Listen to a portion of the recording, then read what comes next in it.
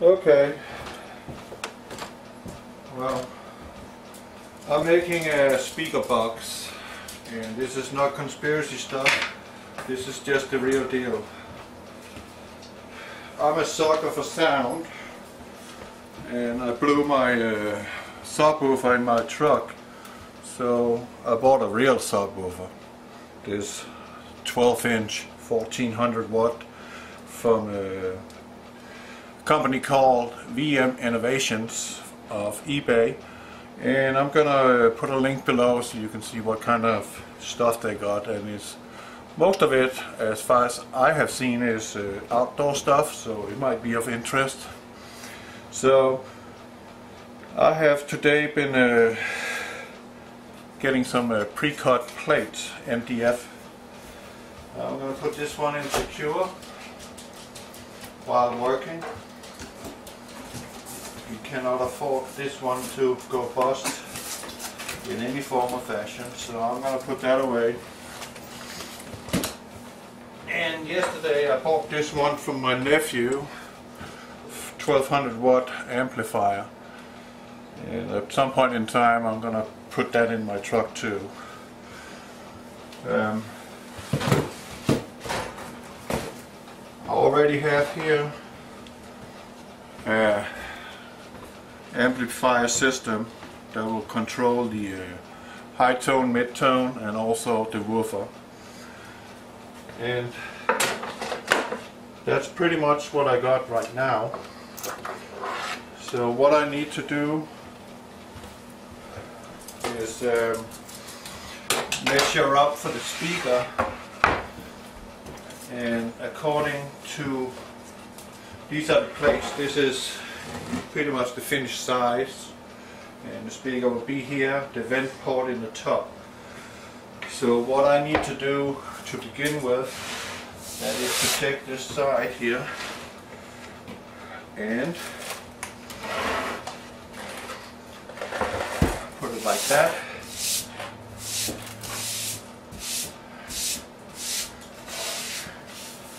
And have my scribbler and also measure tape, ruler angle, and I got this one.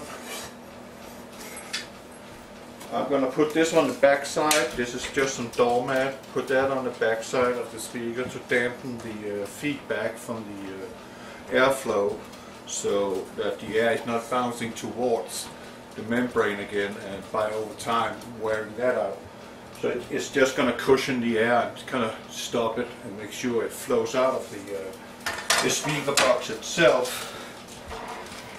So I have some measurements here that I need to go by. The cutout hole for the speaker, cutout diameter is 11.1 inches or 282 millimeters. So 282 millimeters. First of all, we need to find the middle, which is 14 inches, so that would be 7, like that, 7, scratch that in, 7, put 7 up here, like that, and then we take the angle, put that one down, and line it up, like that, and then I'm just going to make a long line down through the plate. It doesn't matter, actually, that I'm scribbling on it, because I'm going to paint it black when it's all done and ready. So what I need here is 282, so that will be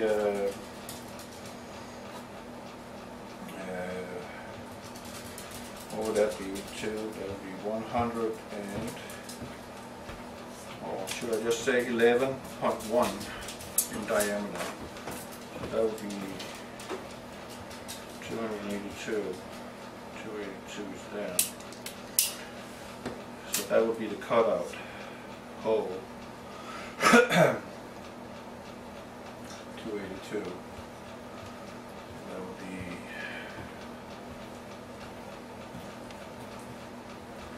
6, 7, that would be 40s, 90.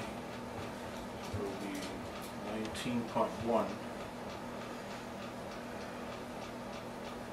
192? No, it can't be. Let me get over to 300.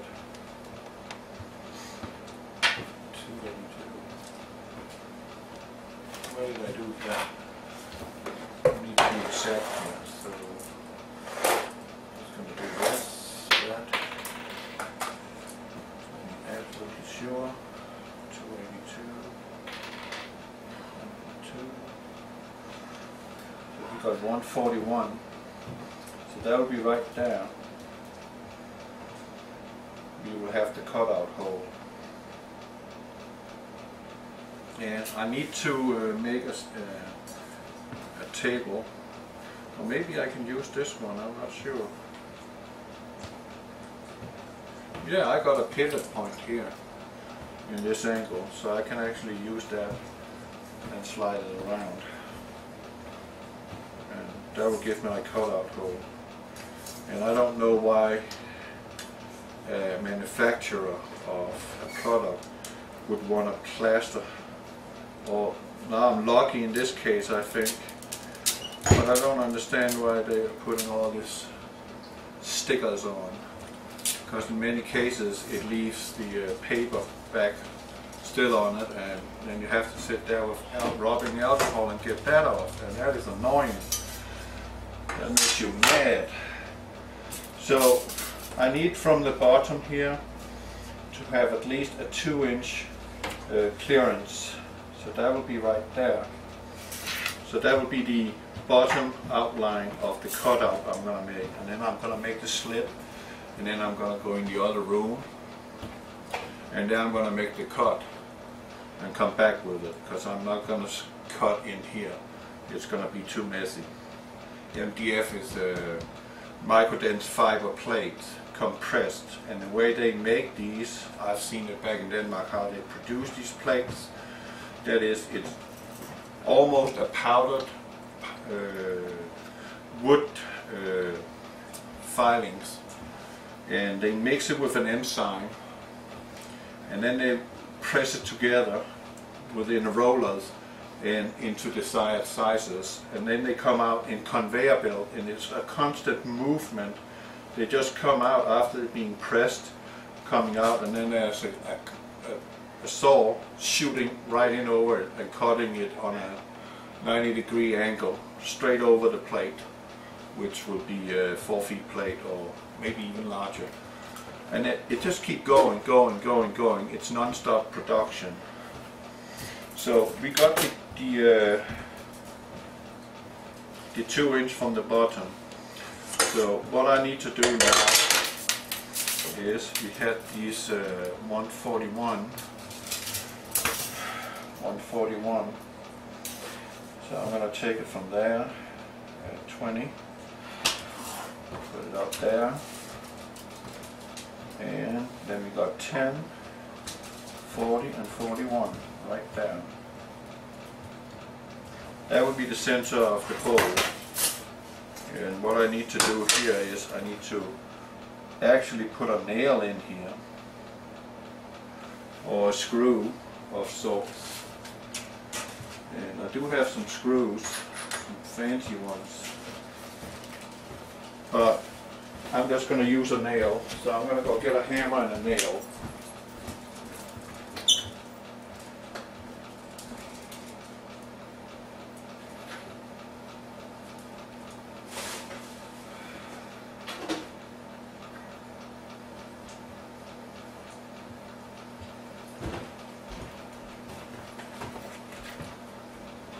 Okay.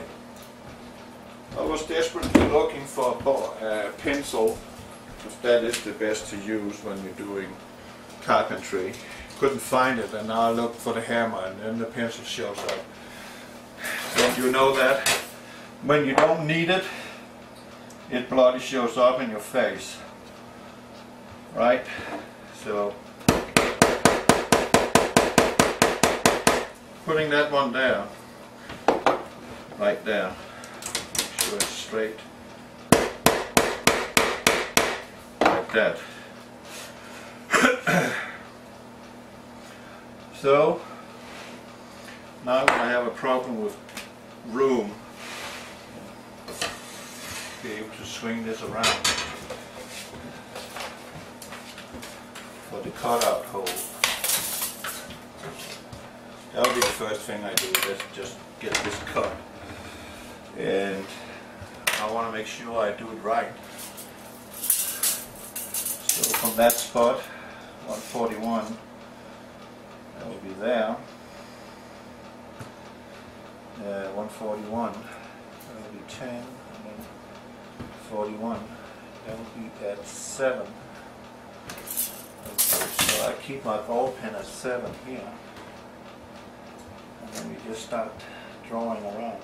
This is not easy, but it can be done. Like that.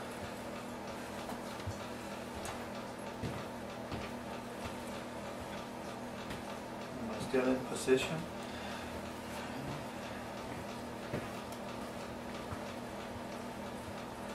Okay. Sort of.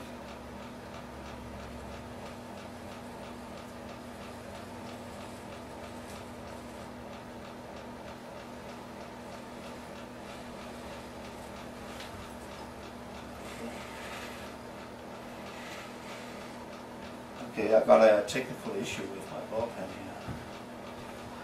It's not inking. Now it is.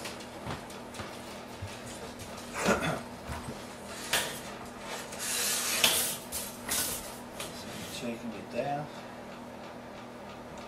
And back to 7. And keep measuring all the way around here. Voila! So that's the cutout hole for the speaker. And we can take the nail out again, we don't need it now. This part here is going to be waste, so this hole don't matter. What I need to do is drill a hole here for the jigsaw so I can get it in. And up here I need my air hole, or the vent, and my plates are 3/4 of an inch in thickness. So what I'm going to do here, I'm going to make a line. Did I just do that wrong? Yeah, I did. Like that. And there. And then we're going to take the angle, put it in, like that, and then we're just going to throw a line. So that will be where the top plate will be sitting, like that. This is the divider wall, which is going to sit in here in the speaker to make the air hole. But you see, that is the thickness, and that has to be perpendicular and flush with that line, so there's no edges, and it will fit with the sides of the speakers too here. So the hole is in one motion, there's no resistance on it.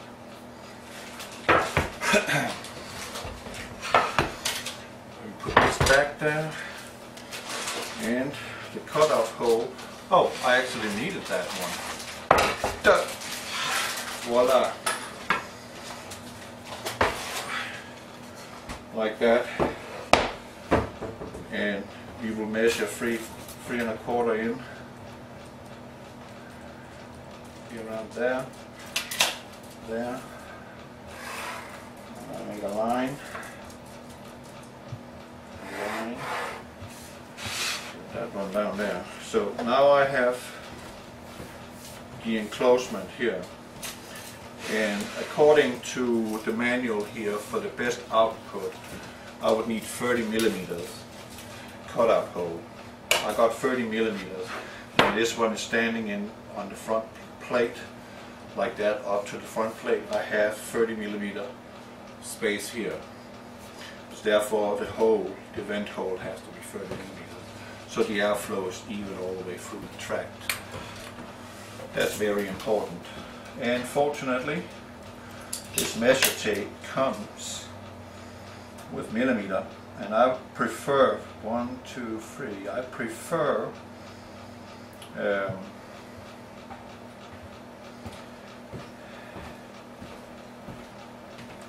what was I saying? I prefer to use millimeters. It's more accurate. So we're gonna put this one here, and put that one there, and there. And I'm gonna take my angle again, put that there. Let that fit. There you go. Right there.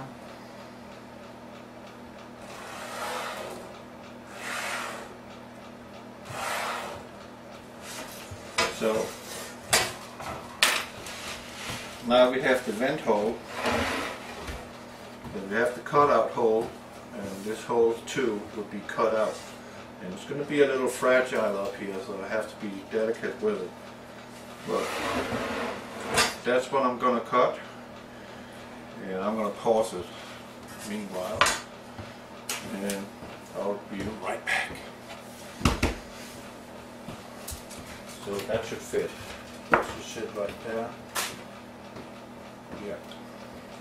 So you get my idea. This is how it's going to be, but it will be with that distance for the back side.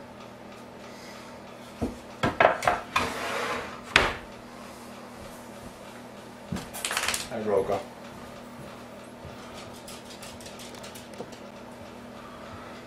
Okay.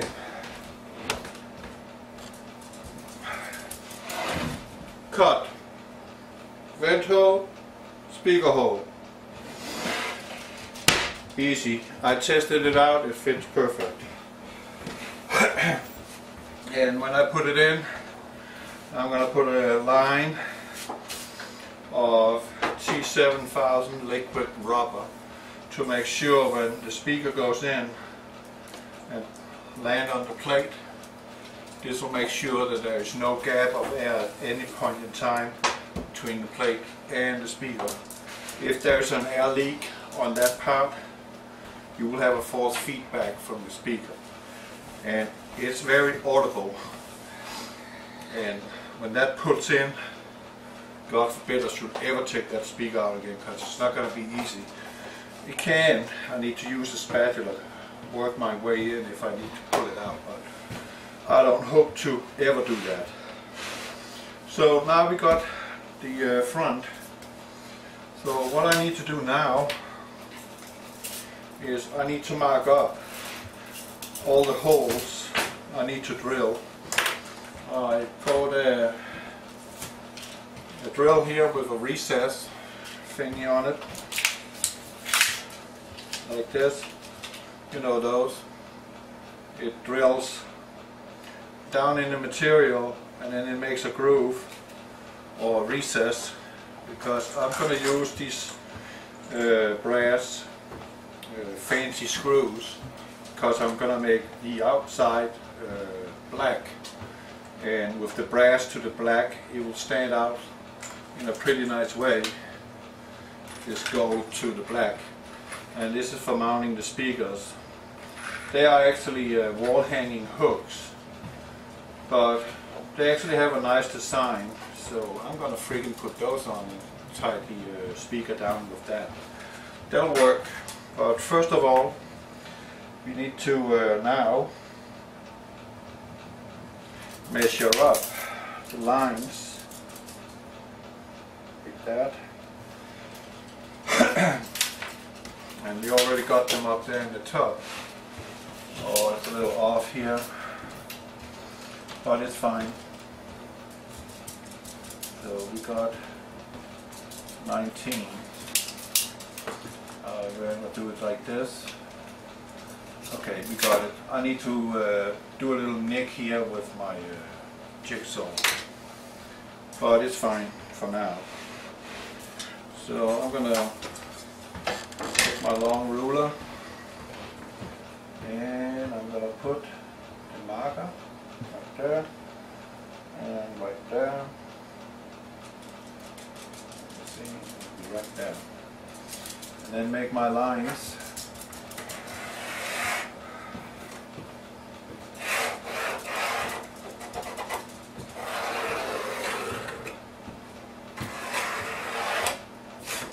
And as I said, it doesn't matter that I put all these stripes on, because I'm going to paint it anyway, so it will never be visible in the end. I am just going to do it by the numbers. It will be right there and right there,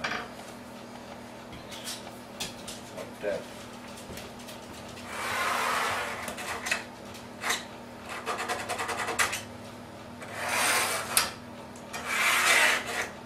Voila.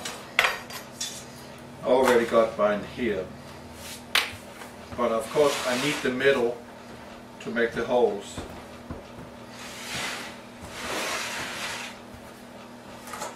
So first of all, I'm going to take this one and we're going to measure 19. That's the thickness of the plate. That's 19. Like there and there. I already got them there. So what I need to do here is flip it around, put to the line, and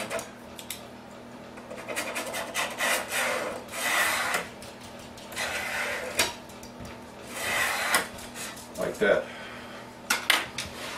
I don't know if you can see them, but I made the lines, and dead center in this line I'm going to make my holes for the screws, and it goes for the back side and the top too.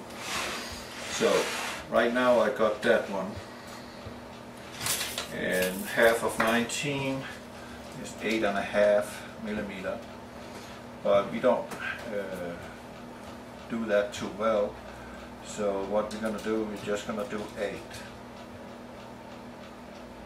will be right there. No, it will not. It will be 9. So we're doing it right there. 9.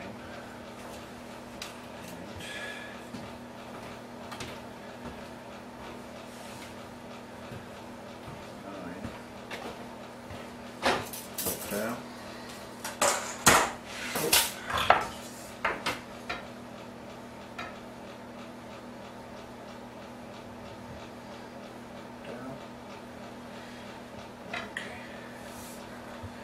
Hold it tight.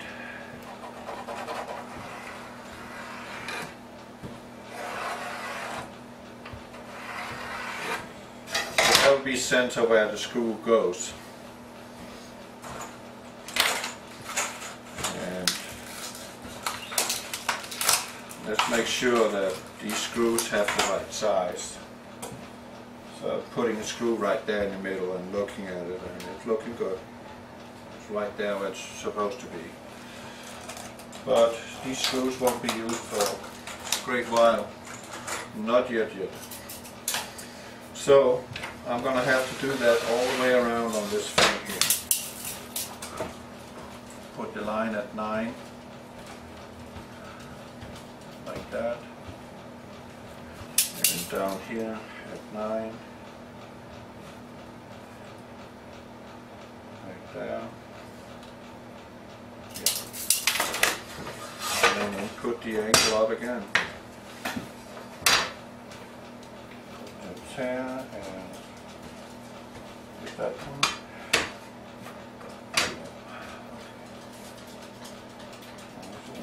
There you are. There. Okay. And then we make our. Uh-oh, that was not good.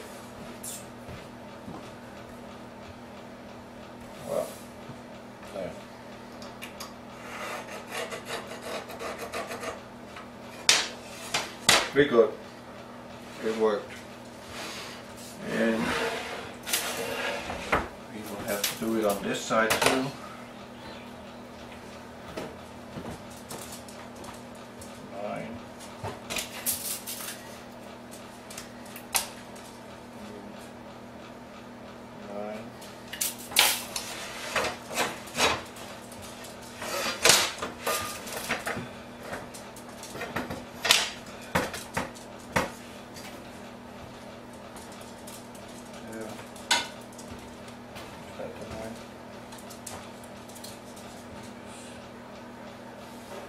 Down.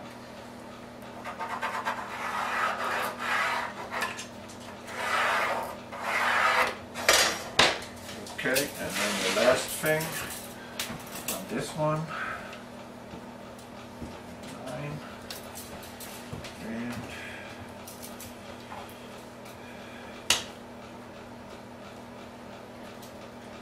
9.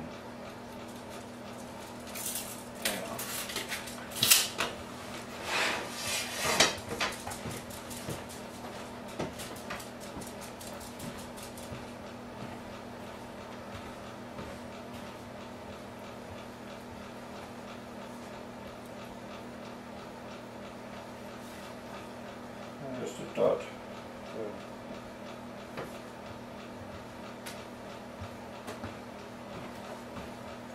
Good.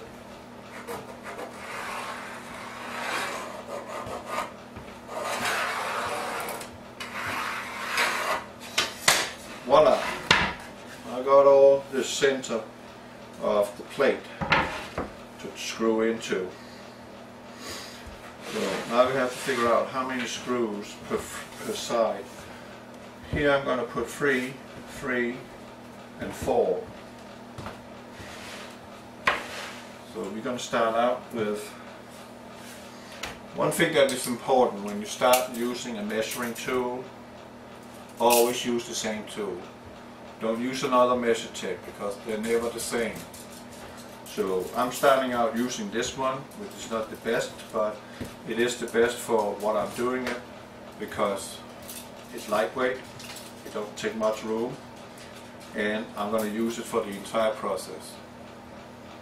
This is just for making the straight lines, connecting the dots for measurements, not for any precision, because the measurements on this one will not be the same as this one.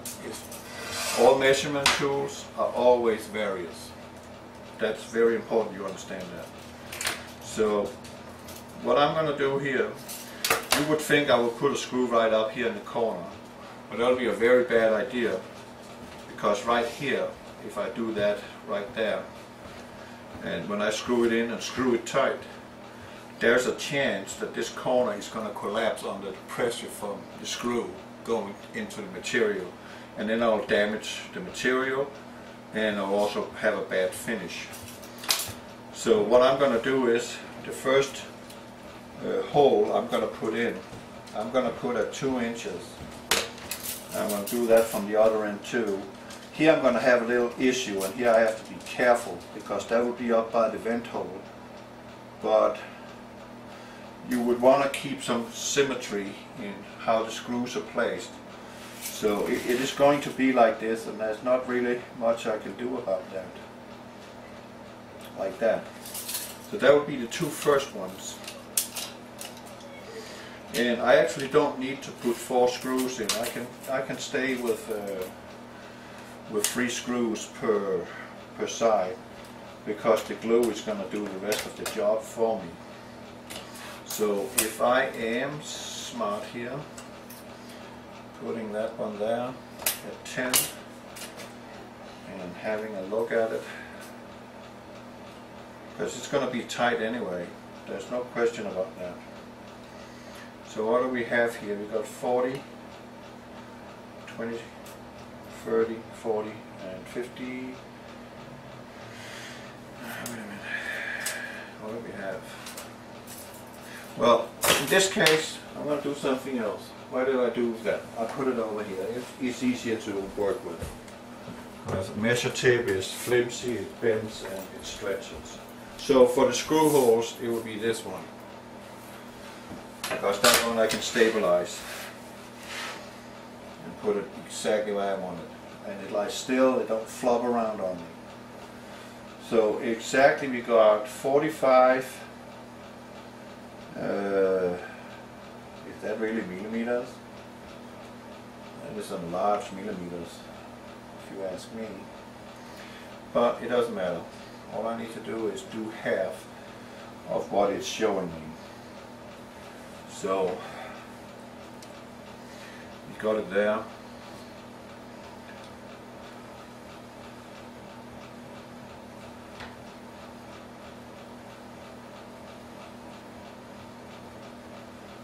And what was it? 450, 458.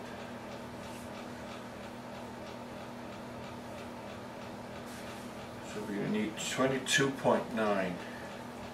So 22.9 would be there, right there. Okay, that'll do. So now I started out by using this measure tape for the first two holes, so I'll have to use it again here to make sure I have the same accuracy. You probably won't see it while the music plays, right? You know that expression, right? And here, and we agreed on that we needed 22.9. So we put that there, 22.9, that will be there. Now I got the sides, holes marked up. So now I need to do the width of the speaker. And again we are operating on the premise of 2 inches per from the corners to make sure we don't get too close to the edge. And that was wrong, because that's not where I need to drill my hole. I actually need to drill my hole down, so that will be there. And go to the other side. Measure the 2 inches in, like that. And what we have here, we are having 28.3. Oh, is it that?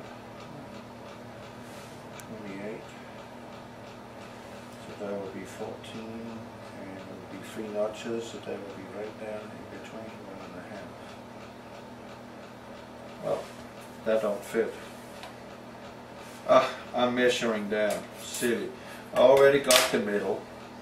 It's right there. I don't even have to worry about that.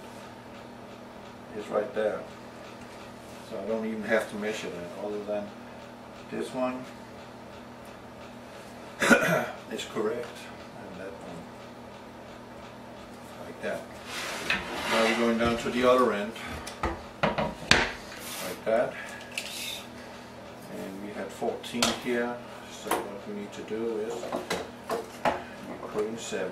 We already got the middle, so it's going to be there, right there.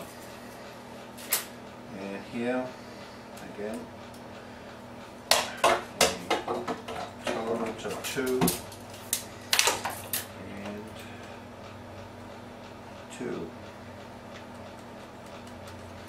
Voila. And now we are going to take this one and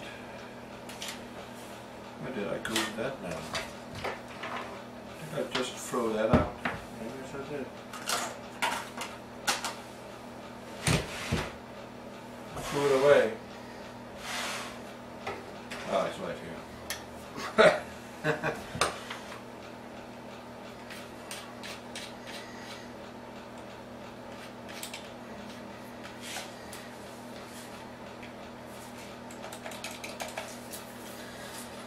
And plug it in.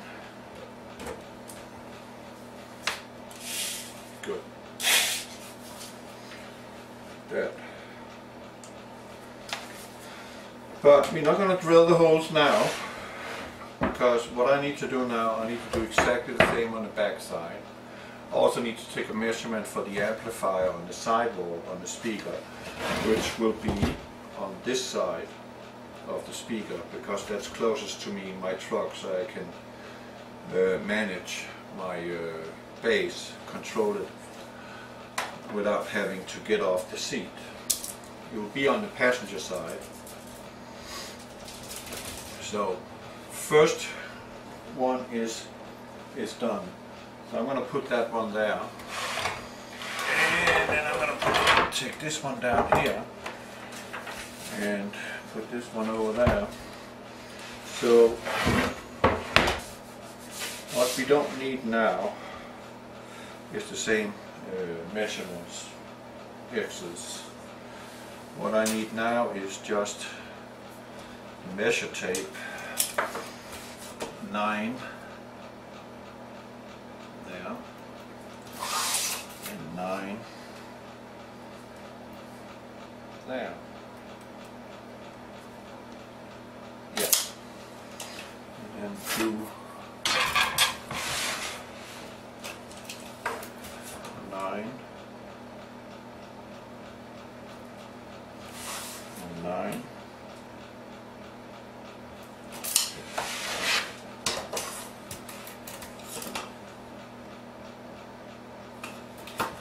Okay, you're going to be stopping on me, so we're going to do it like that.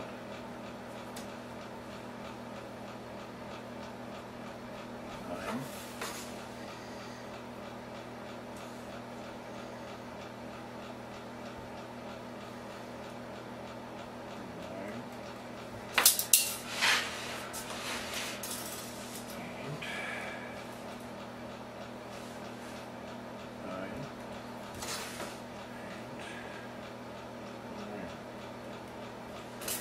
Okay, so we got all the 9s. So what I'm going to do is I'm going to get off my feet, my butt, and we're just going to do the cross section.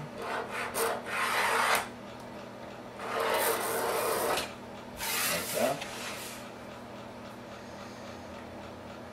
And there, there.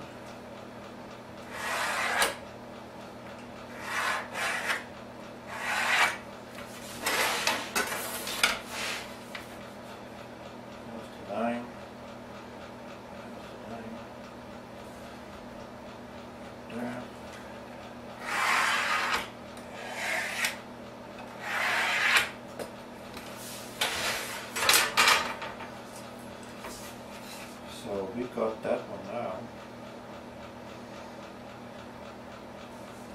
Right there.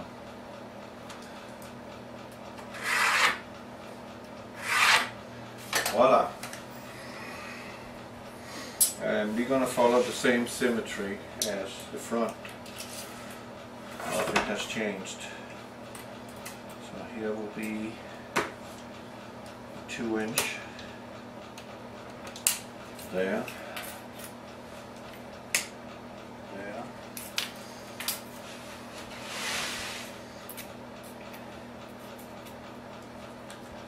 There.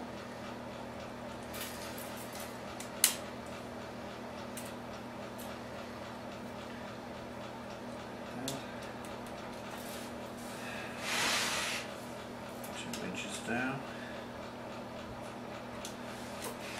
2 inches here. Down.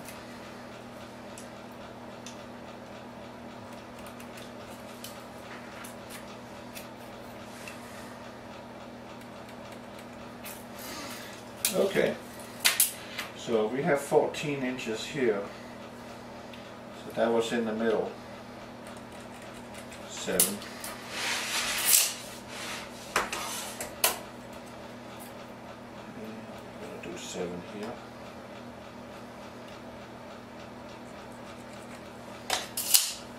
This one is 22. So we would just need 11.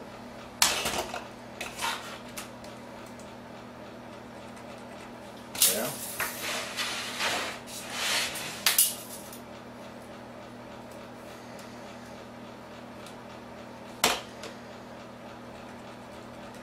There. So now we've got the holes marked for the back side. So now I need to do something else. That is, I need to figure out with this divider wall here, right there, how that's going to be. And I have to put screws in the front, like that, of course, through the plate, like that. That's how it's going to work. So what I need to do now, I'm using the same principle. In this case, this one is sitting right there, so we're not having the material out here. But I'm still working with the same principle, 2 inches from the edge, because this plate is very hard on the first 1/6 of the plate, very hard, but in here is a little soft, and then it goes back to hard again. So it's extremely tough like that, but when you go straight down in here, you do not want to be too close to the edge, because then it will open up, and then your material is stabilized.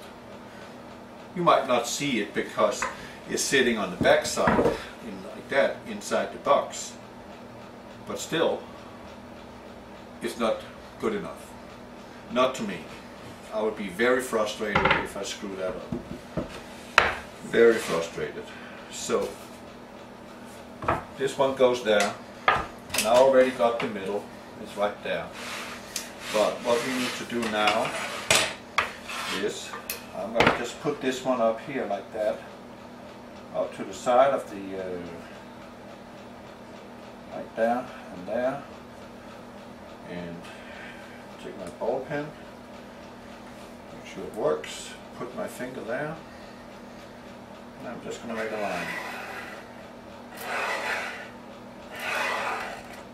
Then I kind of have the cross section of it. I can see on the back side from the front. So I have that point now. And we're still working with the principle of 9. And now I freaking bent my measure tape for some reason. How the heck did I do that? That ain't good. Well, we will still have to do it like this. So we are putting 9 right there. That would be a hole there. And then we are using the 2 inches. But in this case, this plate is not going to the edge. So I have to add 2 inches this way in. And that's easy enough. Just put it to the line there. And then you go 2 inches in. Like that. Put it to the line. And you go 2 inches in. Voila. So here I got my drill holes right there. You get me? That's the dead area. And I actually screwed up on that. I don't know how I did that. But how the heck did I do that? Like that. The wrong line I measured to. That would have been great if I drilled a hole there, right? That would have been perfect. Then I would have ruined my front. Can't put back on wood. You can take off, but this material here is very ungrateful. If you screw up on it, throw it away, cut a new one. And I can't go back to Home Depot and get this cut today, so that would be very frustrating for me if that happens. So I need to make absolutely sure I don't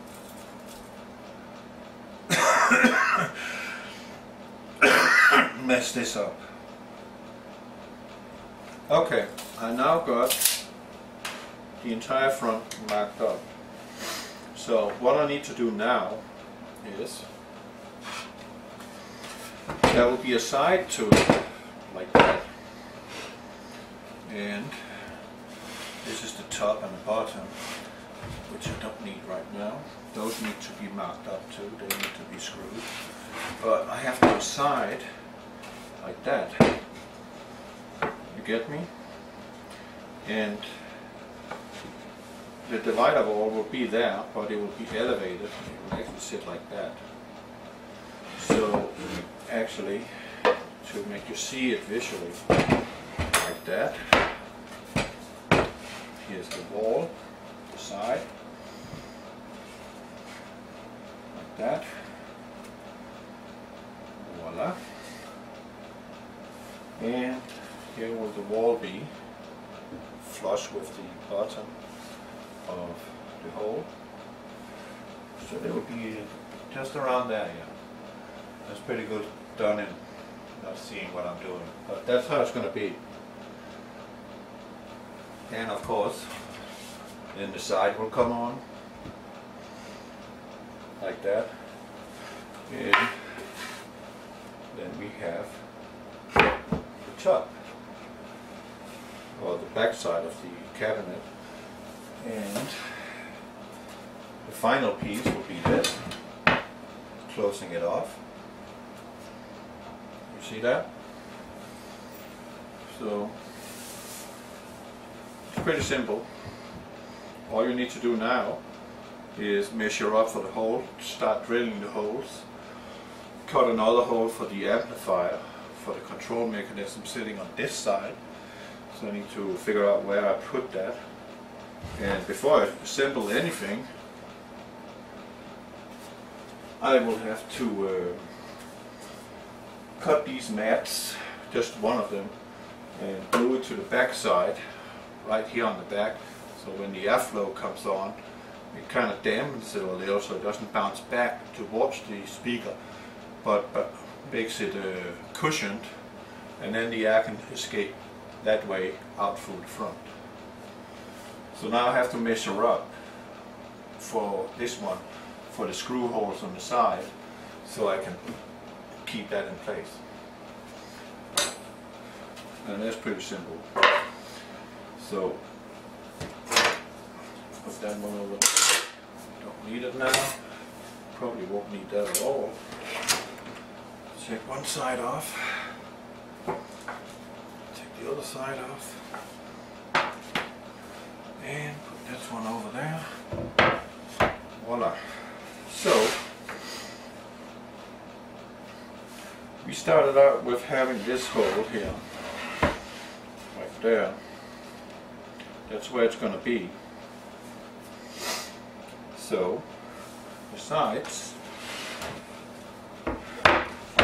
like that, I'll put them there.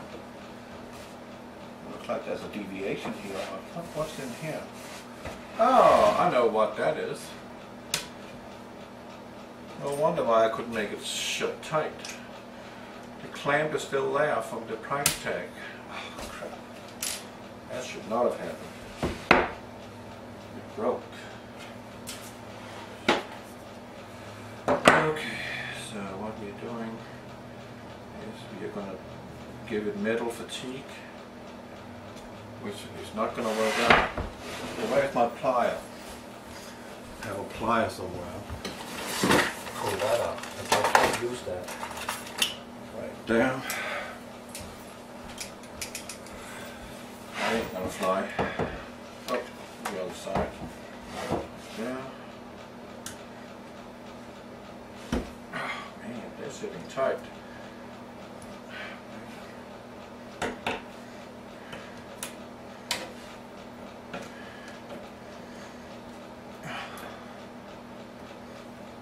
Voila. No fuss. Voila. Okay. Those two I need to throw away immediately. I don't want my dogs to step on those and get them in their paws.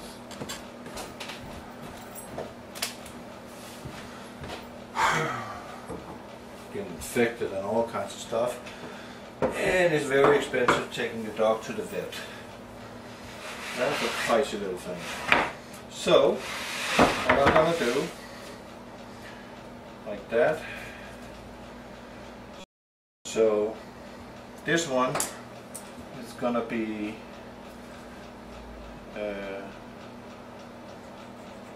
right and then I'm going to make an R here.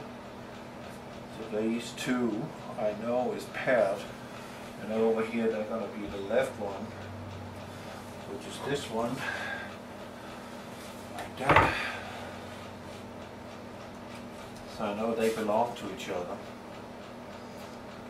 Because if I don't remember that, I might drill the holes there, and when I put it all together I'll find out that the holes don't match up to the divider board inside the box. So we are operating on that principle here, right there. You dig? That's important. So what I'm going to do is I'm going to flush them. And I'm going to put the ruler on and line it up. That will be right there. So now I'm transferring the side like that. And measure tape. Again, operating with the principle of 9, because I'll have to drill that way through. So we got 9 right there. And we got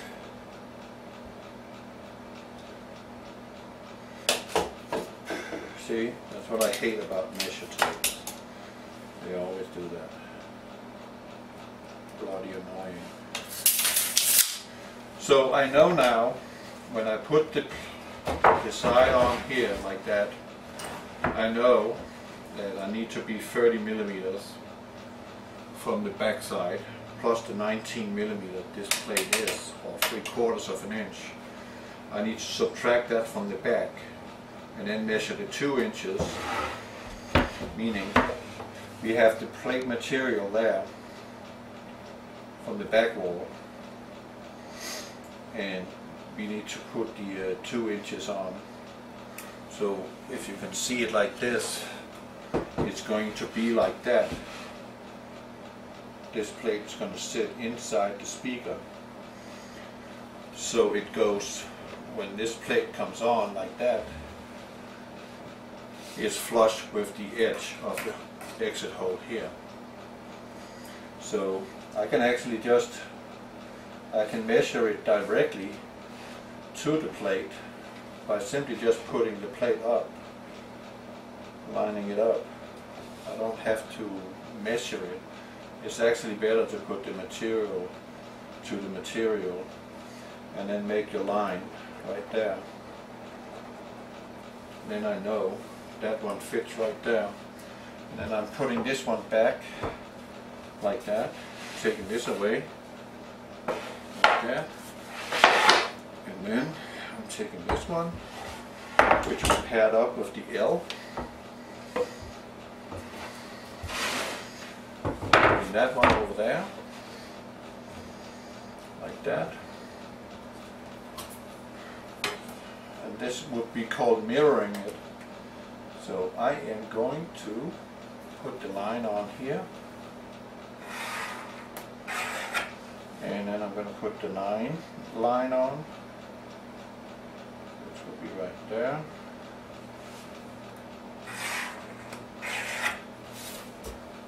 I don't have to have the top, I just need to have that. And then I'm going to do the mirroring. Oh, put them up again. Like that. Like that.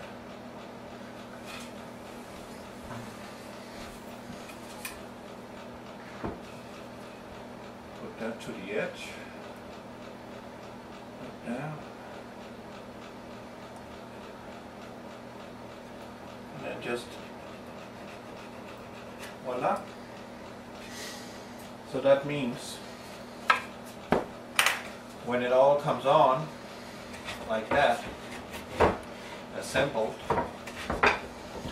you will see that the dividing line, you will have that thickness, but I need to add the materials.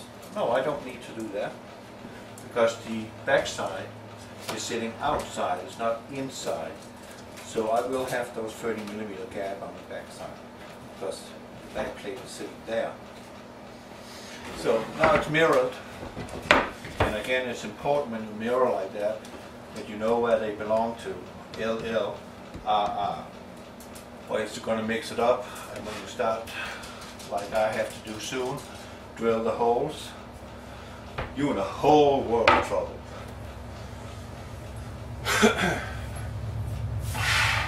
Voila. So I forgot to do that on this one, so I'm going to do that now.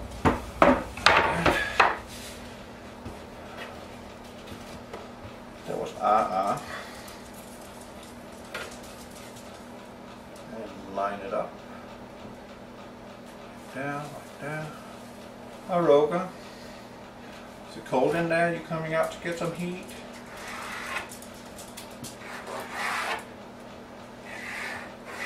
Voila. So that one is mirrored. So now I'm going to put that one over there. I don't need it right now. So I know this will go to the front and this will be the back. And we are again working with the principle of 2. So here there won't be anything. It'll just be air. So I'm going to measure it from there and 2 in like that. And 2 from the edge. And I don't need more screws than that to hold that.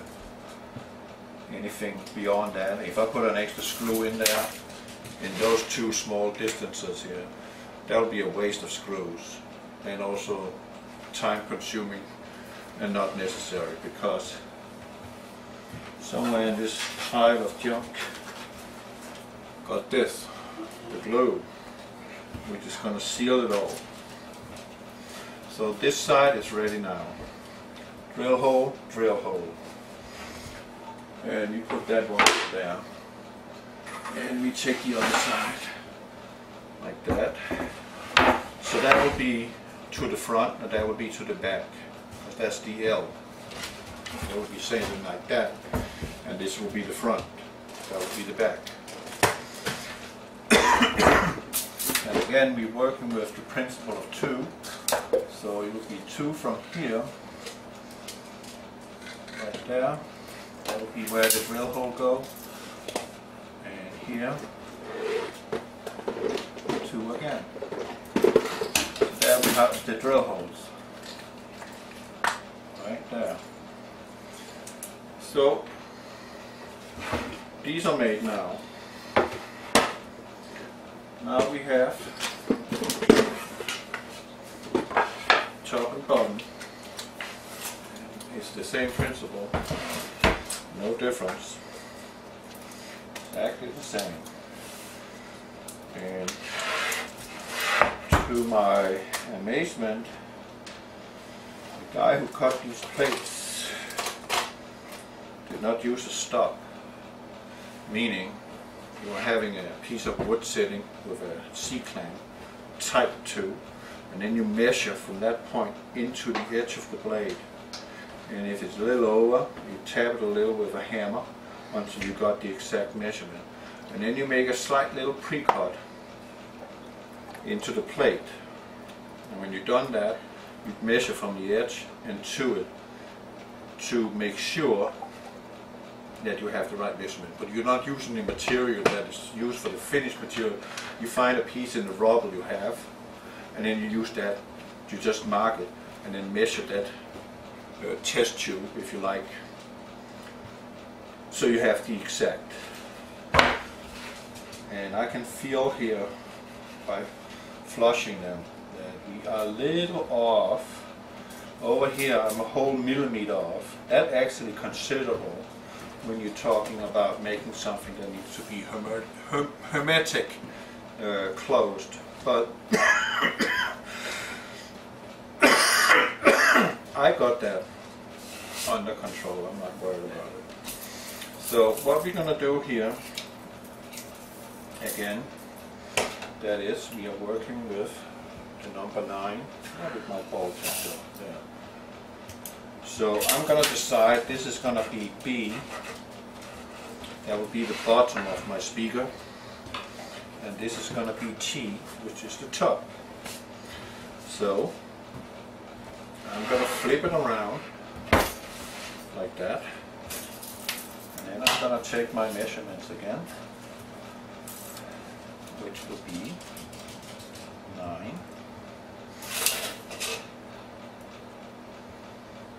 It would be so much easier if I had a workshop. I would stand up doing this.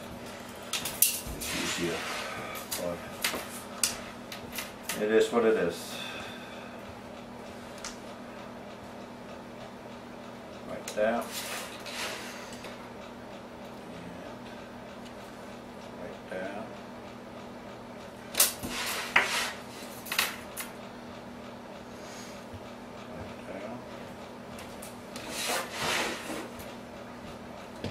And the longer distance you make between these markings, the more precise your lines will be. If you only are working with this much on such a big side, there's a slight possibility that you will slant it a little, and then you're already there off on your measurement. And when you're off your measurement and you're getting to the final process and you discover that, well, let me say it this way, you're screwed.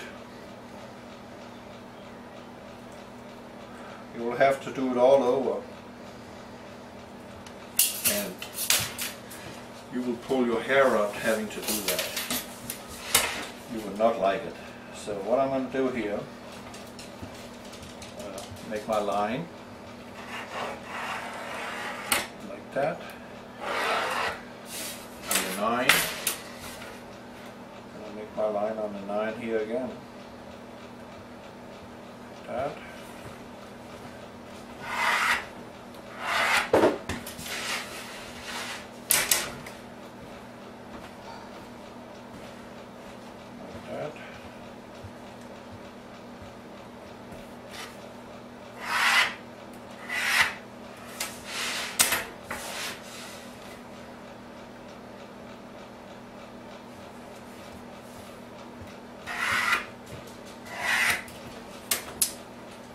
Voila. But that was that one first here. Putting that one there. And then I had this one B. And remember I had my letters like that. And then I flipped it like this. So in this case, because they were a little out of symmetry on the angle, I'm going to flip that the other way. So they follow each other. Then I'm going to do the 9 again.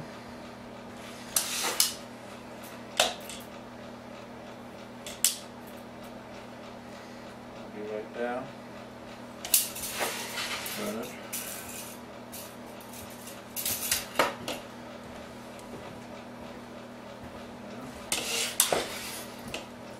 Hi, love.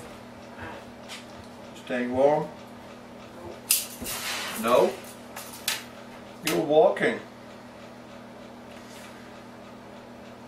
There.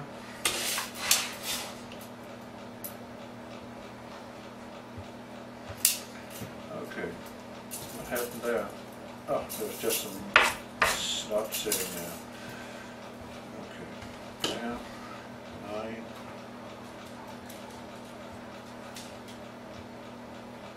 There. 9 again.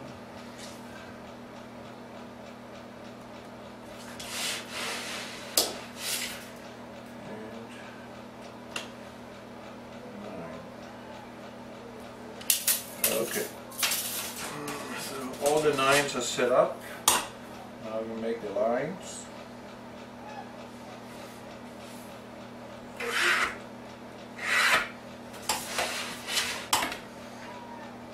There, like that.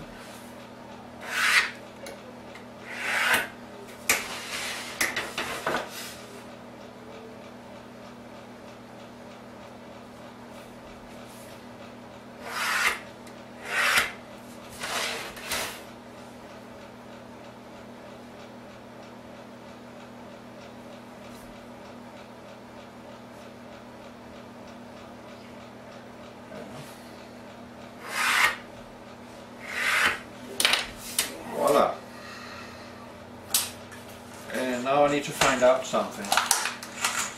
These screws are, what are they? 1.5 inch long.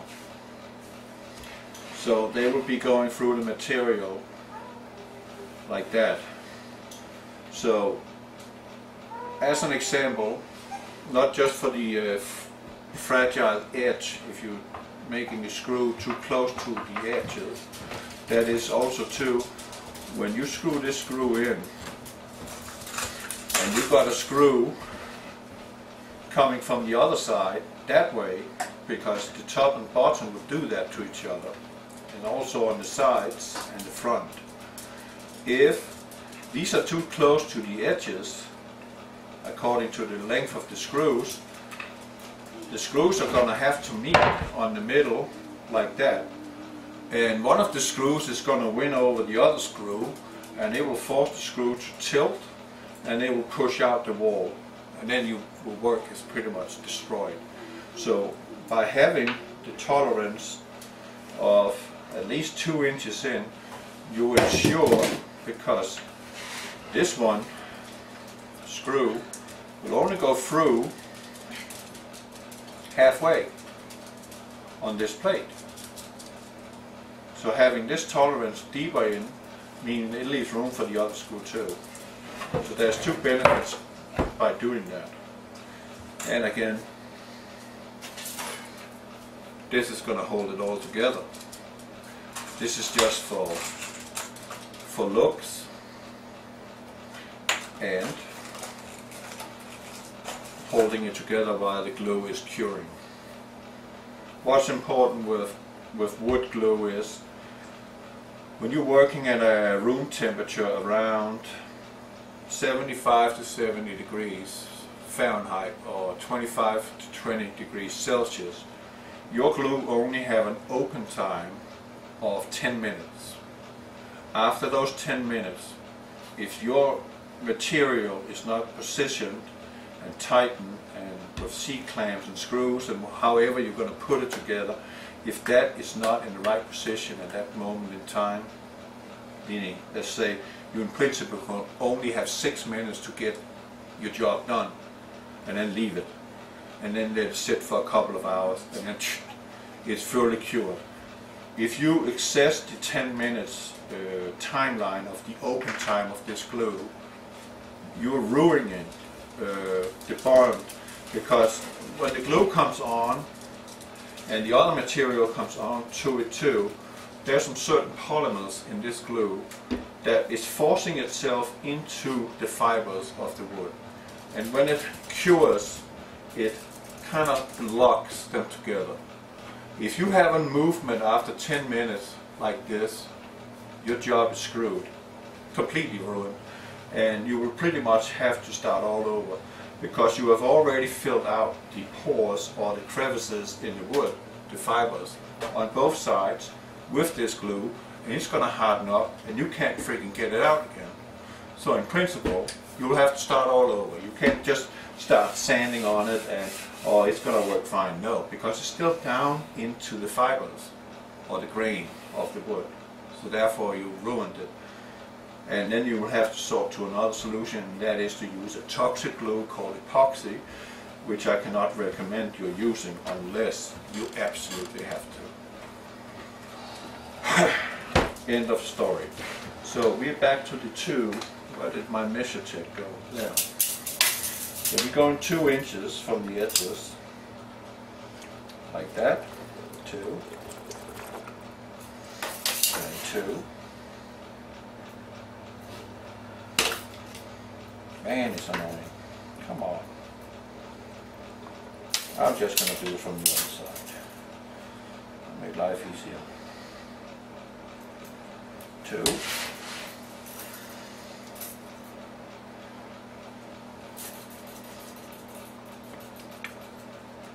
2.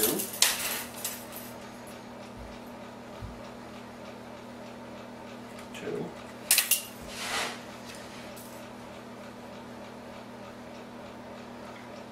And 2.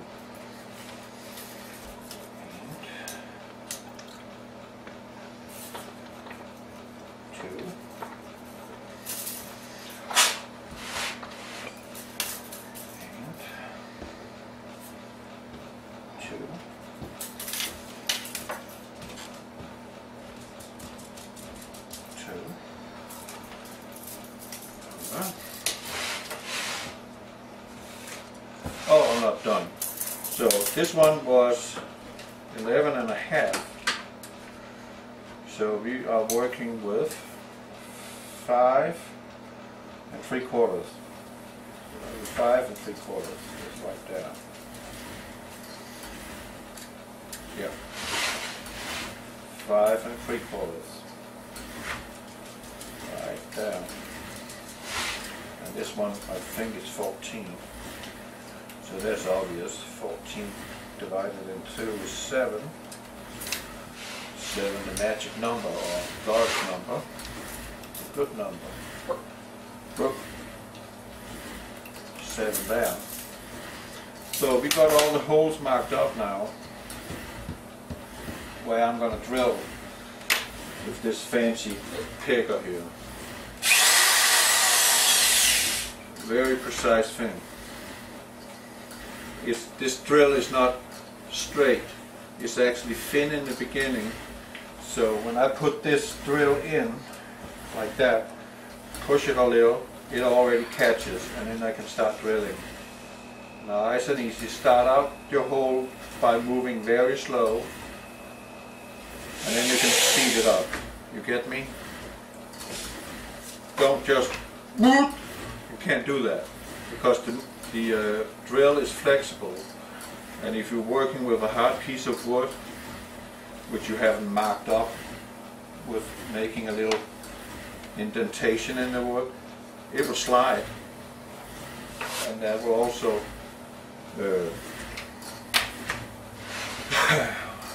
what do I want to say, ensure that the finished product won't look too pretty, and you don't want that. You would like to be nice. But in this case I can be a little rough, because I'm going to paint the whole thing after all this is put together. So I don't have to worry so much about how beautiful it looks right now.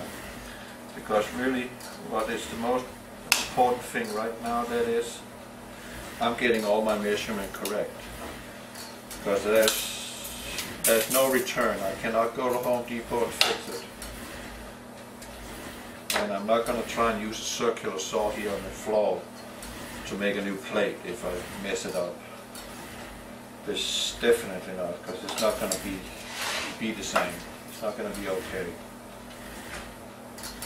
That has to be cut on a saw. Absolutely. So you've got the 14. Here I can see that I'm actually almost a millimeter off on on the exact size, and that is a little frustrating when they got a machine down there that can cut precise like that, and then you come home and you see this is a little off. It cannot be off. It's very, very important. It's right dead on, because when I put it all together, it will not be in complete angle to each other. And I would hate to have to sit and use wood filler in order to seal gaps. That would not be funny. That would make me very angry. I don't like that. Okay, I got them all measured up. So one thing I need to do now, that is, I have the speaker in front of me. Left side, I said, would be the control module for the amplifier. So I'm going to put this one over there. And then I'm going to find left. And this one was left. Right? There. So it will be on the right side. So it's the right one. Tiny little roger boy. Like that. Put this one back. Like that. That will be the back side. So that will be the front. Facing that way. So I'm gonna make sure I know that's the front. Marking that up. So now I know this line, meaning that this side, like that, goes to there. Because I do not want my amplifier too close to where the membrane is sitting. I want it up as high as possible here in this area, and then I'm going to measure it up, go in and cut the hole, and then with my nail, you know, make a little where the screw hole is going to be. And all the holes on this material has to be pre-drilled. You can't just fly into it. It's too hard on the surface here. And as soon as it gets down into the soft, the screw is going to force the hardness of the surface upwards, and it's going to split the material from each other. So pre-drill is vital. If you don't do it, well, you're going to, what do you call it, reap the results of that. You're going to destroy it. So I need to figure out now. I haven't even figured that out now yet. That is, I'm going to have to put this one down. And I know here I'm going to have a tolerance. So what I'm going to do is I'm going to pretend that I actually have a plate sitting down on this side, and then start the measurement from there. And then measure in where I want it. And that actually looks like it's a good position right there. Okay, we can do that. So, I need to figure out how the size of this thing. Hi, Rover. Like this. This one is almost 4 inches. Okay, doke. And it's 7 3/4 long. But that's not the essence, because it's not where it is actually. It is actually 6 3/4 by 3 inches. Okay. Like that. So I'm actually just going to do this. Yeah, make it a lot easier. Put that to the edge. Yeah. Right there.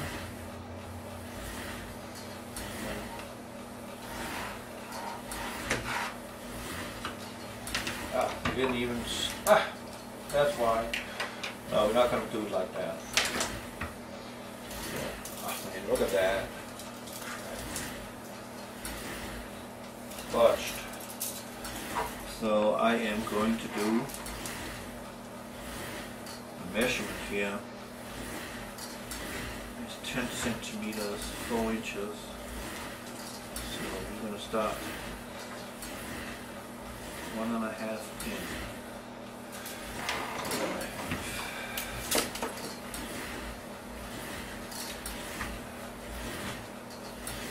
Yeah, 1.5 centimeter. Down. 1.5 down.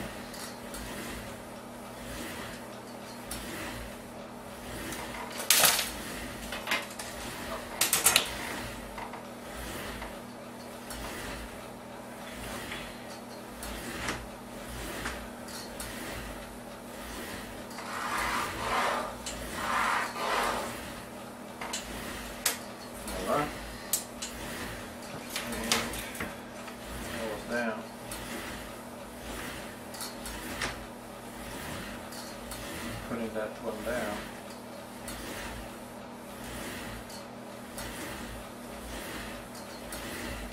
Is that a good idea? Should I put it down? That's okay. Say again?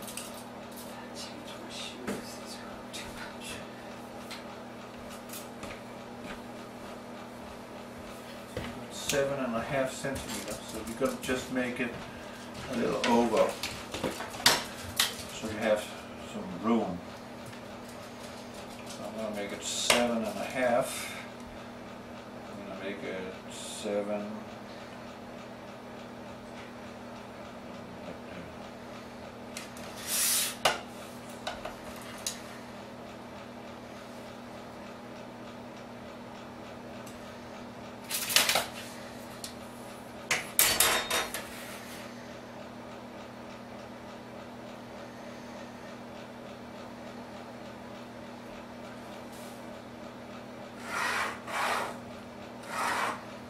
That.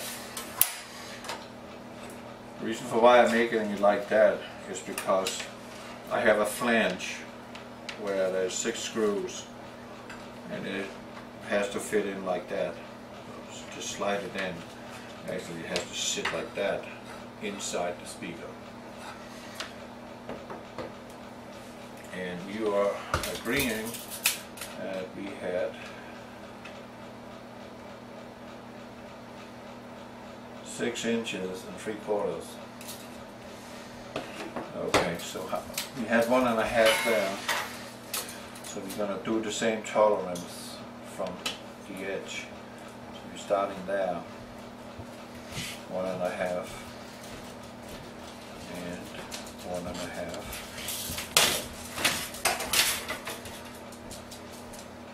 Down.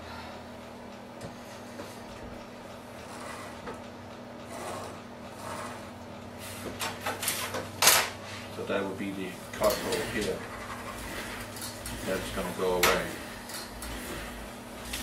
And we agreed on we had 6 inches and 3/4, right?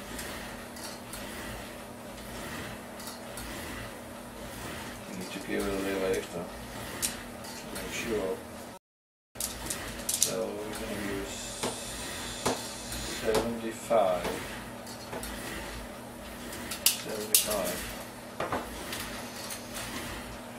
Millimeter. Take it there. Oh, that was a mistake. Good thing I didn't start out on that one.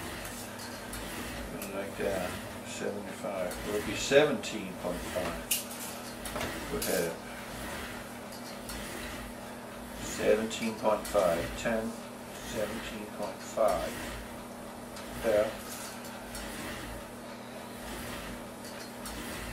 There.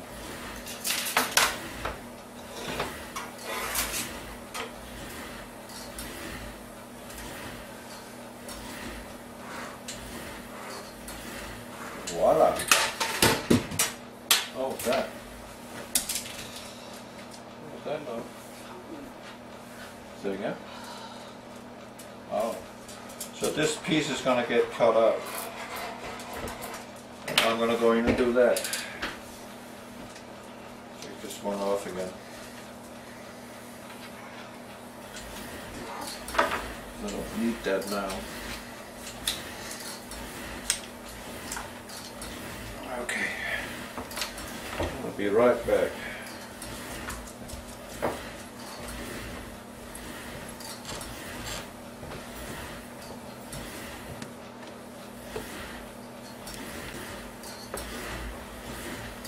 Well, hello there.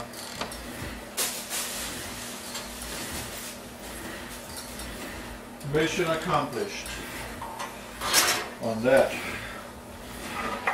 Hole drilled out or cut out, and here is the amplifier piece fitting right in like that.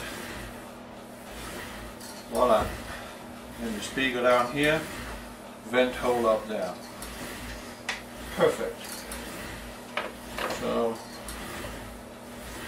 the next project, oh, it is still the same project. There is no next. That will be, put this one over here because I don't need it now. That will be in the last phase. Put it there. Leave it. Tighten my up, belt a little up. Oh man, that was tight. That was unpleasant. So, what I am going to do now is the big deal, or the big drill. I'm gonna make the golf oil spill here, and all these drills plugging in, plug it in, working, working.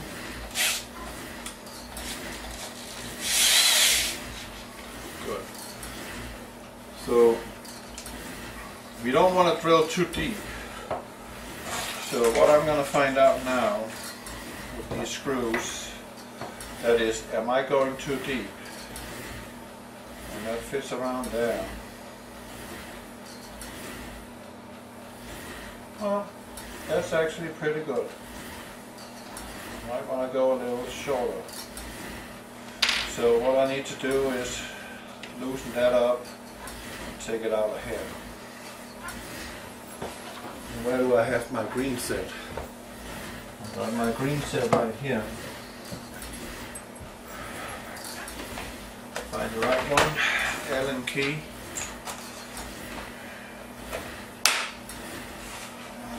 That'll be around. You don't got any Allen keys? You gotta be kidding me.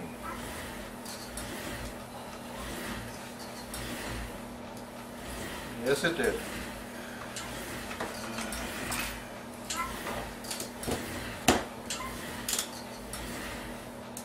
So we're going to loosen this one a little. I'm going to take a screw again and put that in there and measure it. And put the tool right there. Right there, and tighten it up.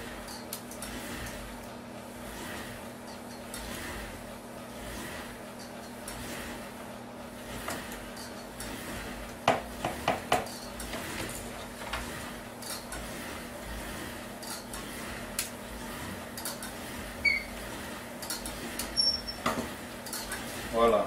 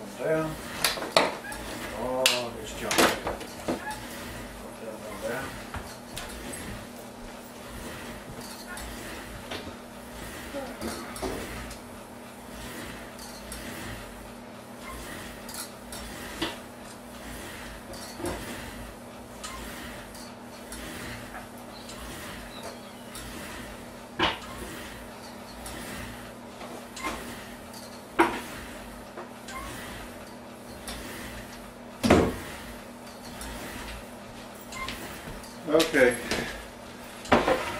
putting the plate down, putting this one down. This is when I drill through, that is to ensure that I don't end up in my table.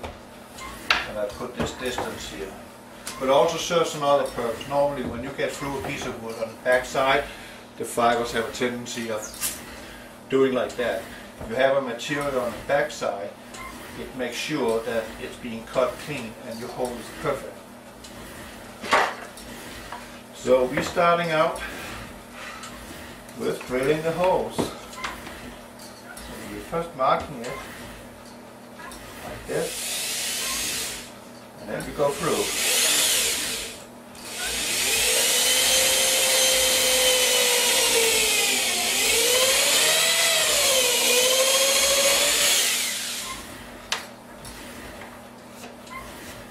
Now it's already starting to recess, but I can see that's not enough.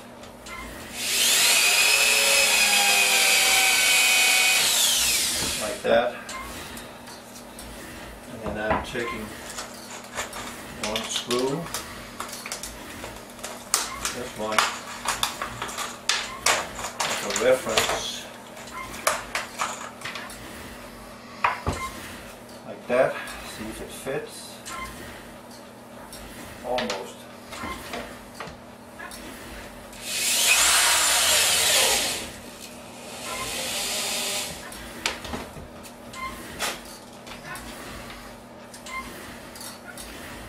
Okay, now it fits. Okay, and as you see on the back side, there's a nice little hole. So we're doing that all the way around.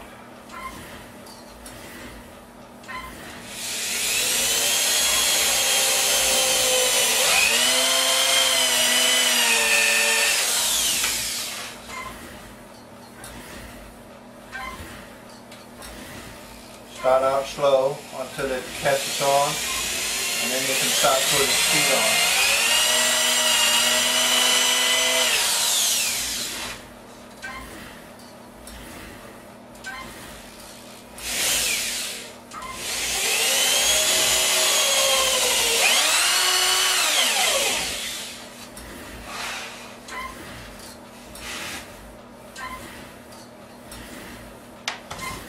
One of my markings went away a little, so I better double check. Is that the 2 inches? Yeah.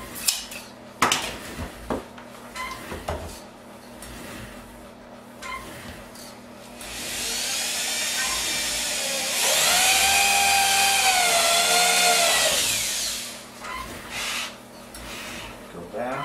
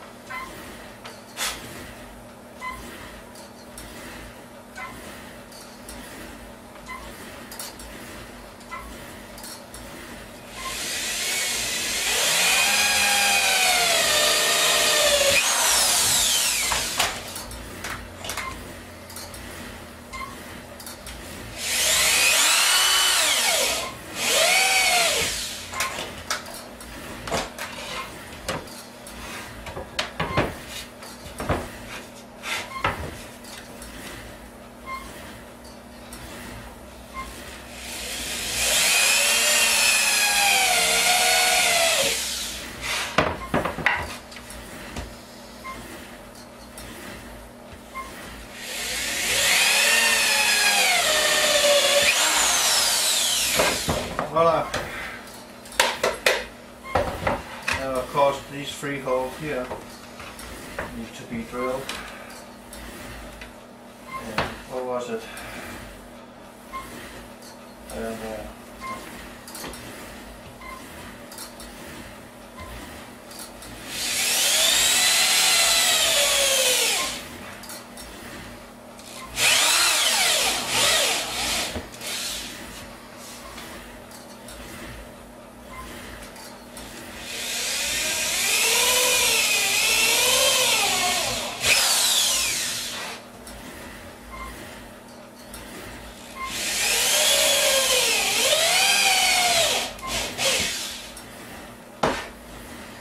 look at those babies.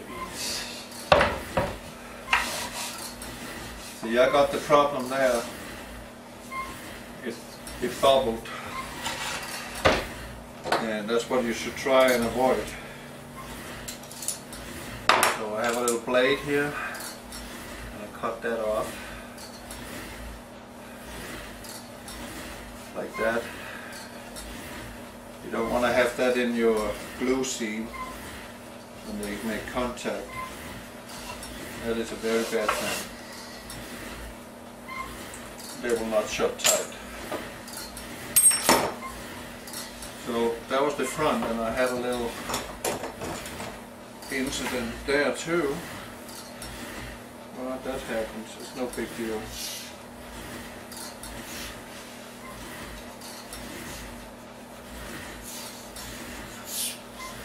Just go them all over. Make sure they are all flush.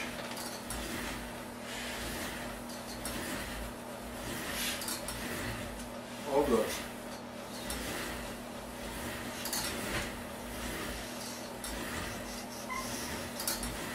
Voila. So that was the front grill.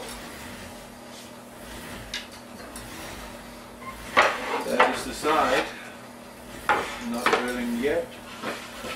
And we're not drilling this one yet either. We're definitely drilling the back side. Ooh, there it is. Good.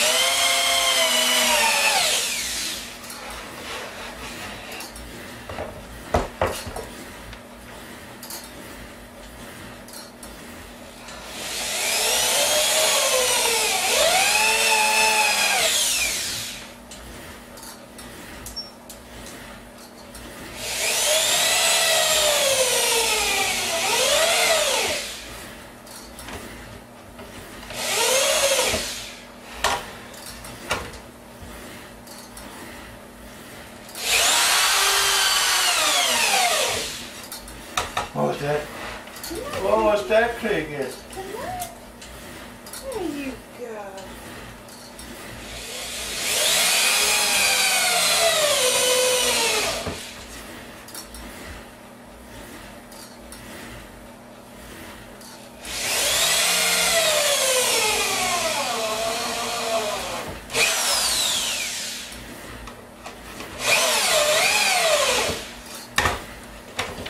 Voila.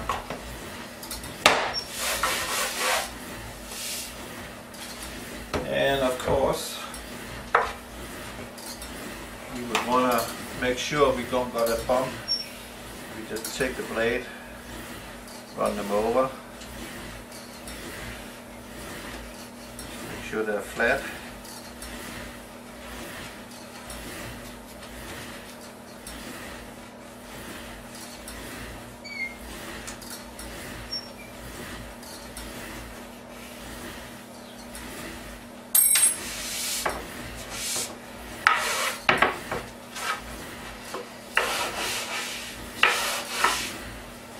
So that's how that looked.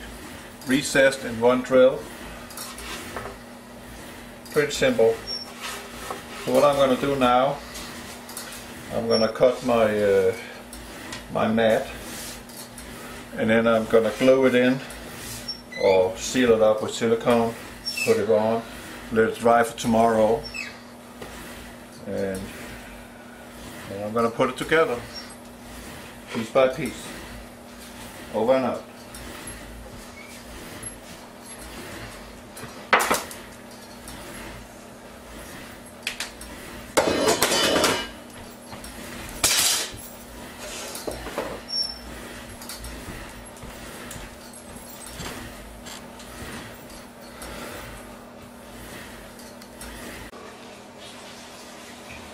Okay, as you see, I deserve a glass of red wine. Well, I have now assembled the speaker. It's pretty heavy, I tell you that, ain't going anywhere. But this is how it looks for now. As you see, here's the port, the vent, and I got the space in the back. I got the dampening, the hard punch, so I have a softer bass. I don't mind the bass hit hard, but I don't want it to crack my windshield. So I have decided to put this one in. I glued it on with some liquid nail,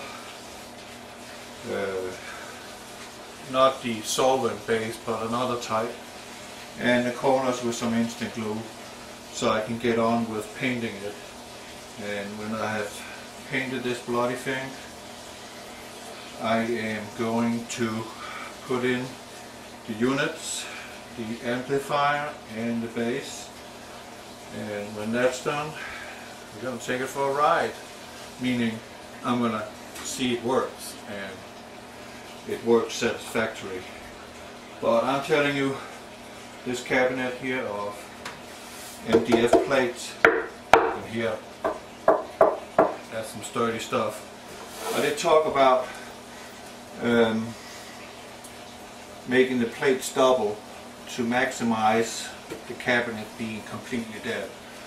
But I measured my distance from my seat to the dashboard in my truck, where the fuse box on passenger side, and I did not have enough space to do a double side, meaning the size, the thickness here, 2 plates, 2 plates, 2 plates, and all the way around.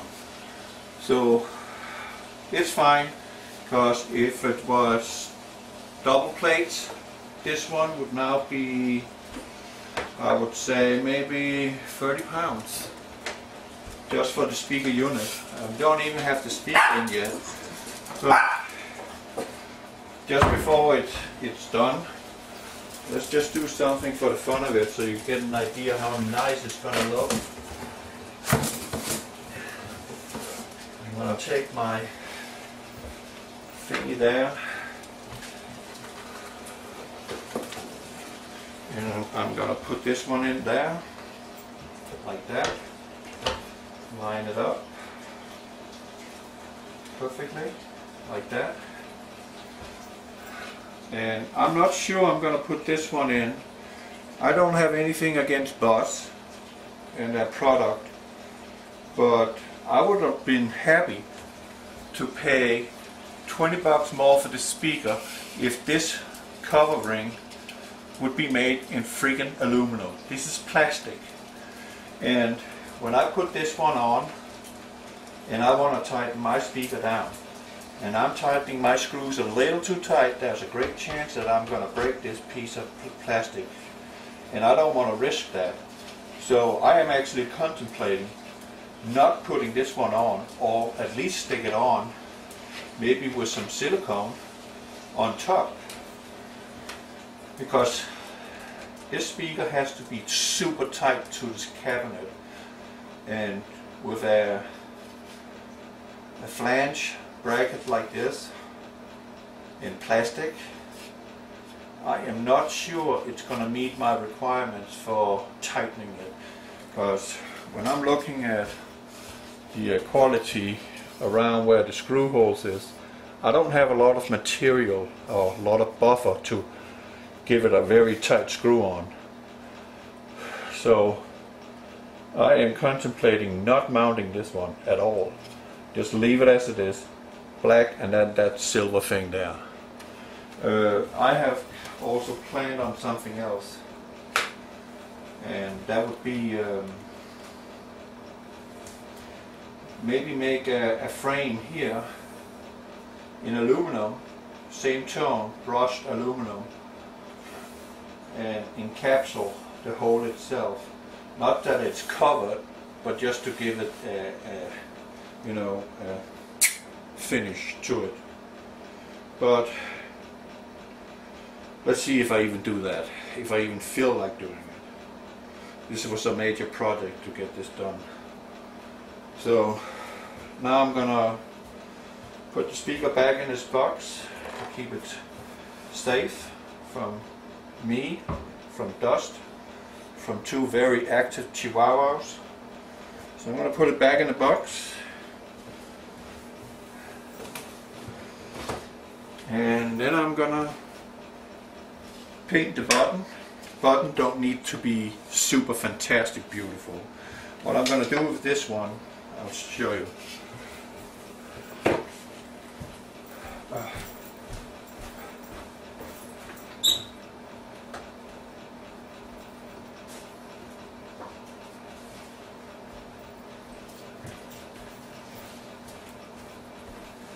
I got this tape called Safety Walk. It's kind of like sandpaper. So when the bottom here is painted and it's dry, I'm going to put a strip here and a strip there, maybe in the middle too. So when it's standing on the floor and the truck is bouncing around on the road, my speaker will be standing pretty solid. I think. Well, I hope. We'll see. But I'm definitely going to put it on.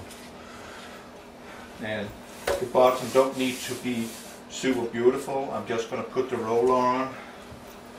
And I did the cheapest scoop here. Normally I only buy a quart of it. This is Onyx Black, which I also use on my tires on my truck because I like pitch black tires. They look good. So if I buy a quart, I pay $9 for just a quart. This one, a whole gallon, $15. So I got 3 times as much. Or I got double up.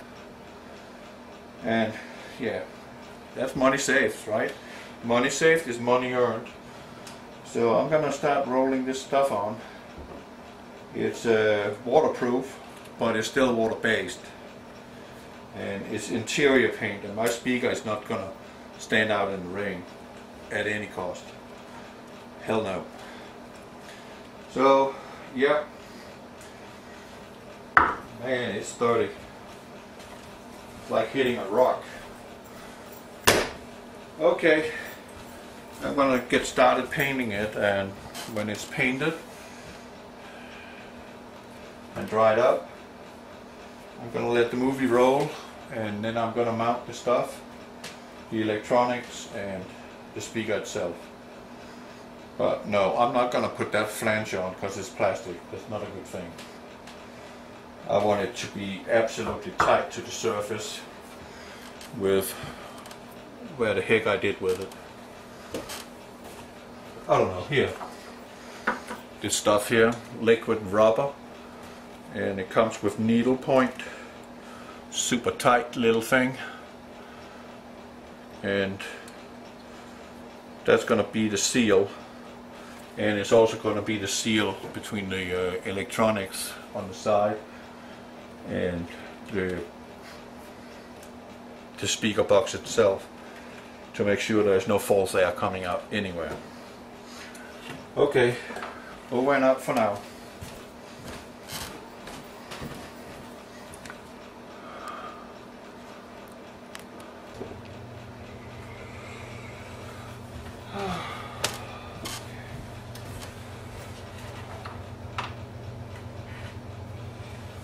Let me see. What do I have?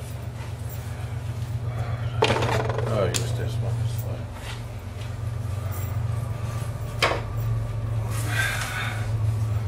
This is a little trick.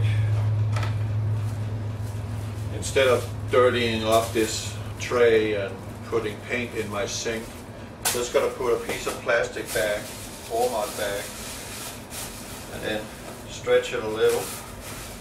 And then I have a perfect little thing and my roller, and we're not gonna pour paint over in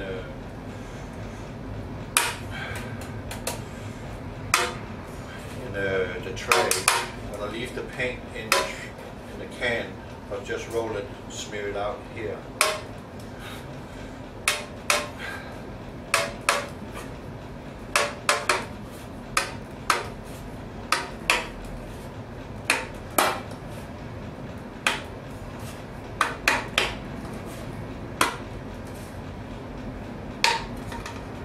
Voila!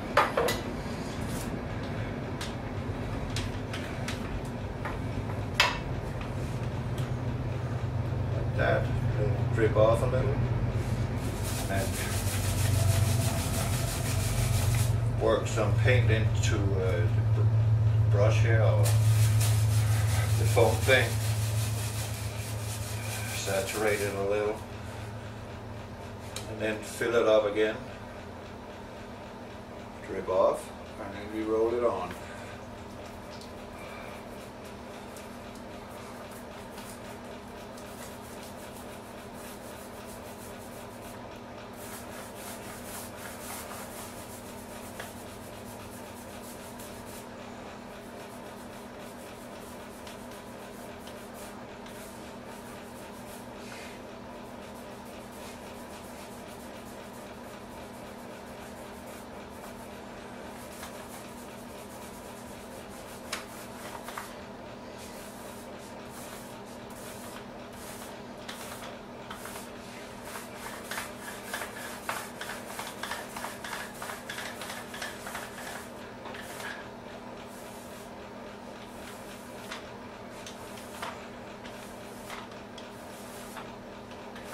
Voila!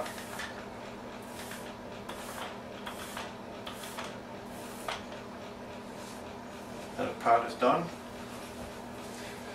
So what I'm going to do now is, because I got the open face here of the plate right there, so it needs to be saturated a little. So I'm closing the pores on it now, like that. Voila. Let that dry up. And I'm going to do the same on the top part here. Close it off.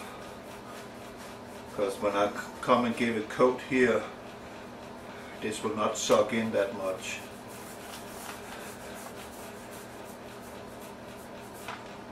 Because it's already filled up a little. And while I'm at it, I might as well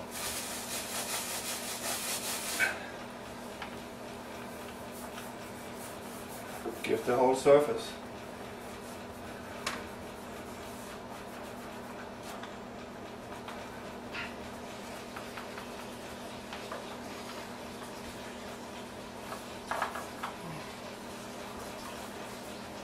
Right.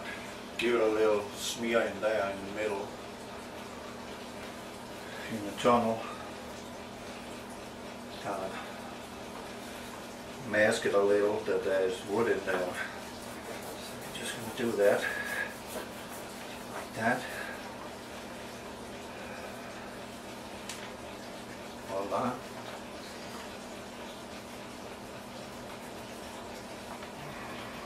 And here too.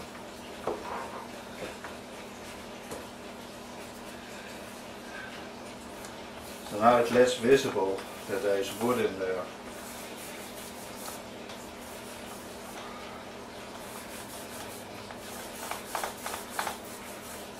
And this wood is, MDF here is so grateful that it actually wants a second coat. So we're going to bloody give it that. Right? Some of these brass screws got a little too deep, so I don't get that finish I actually wanted. I can screw them out, and sand them over, and screw them back in when I'm done. It's no big deal.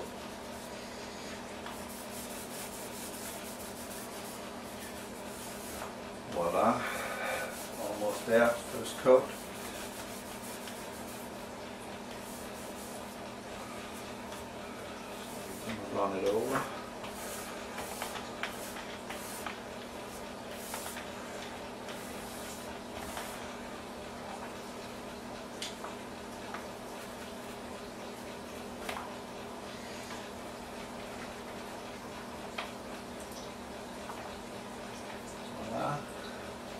good.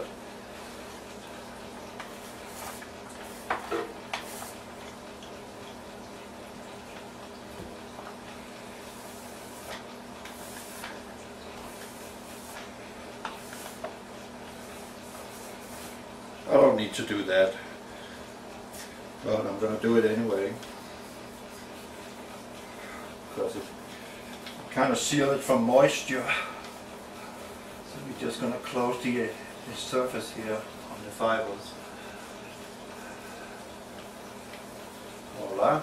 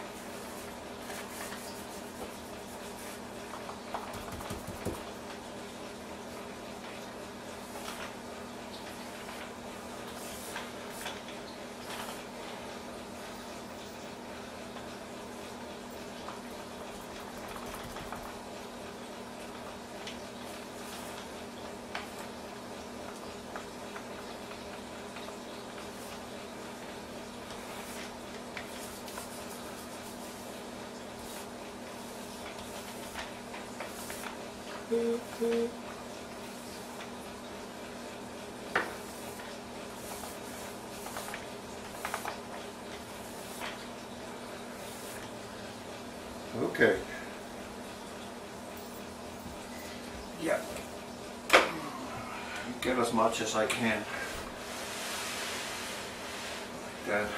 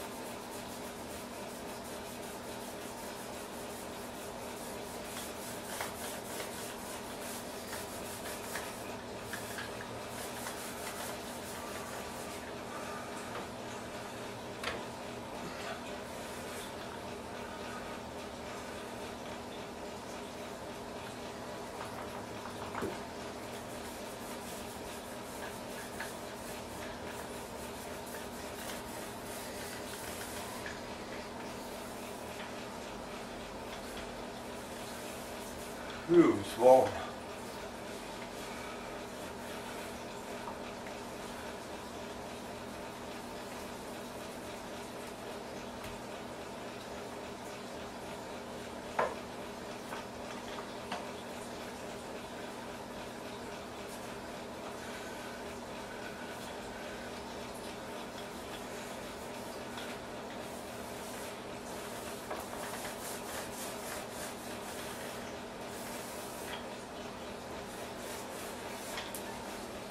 Voila. Beginning to look like something now. That's for sure. Let's see if we can turn this. We can, and we will, and we did. And we're gonna give it a little soak here.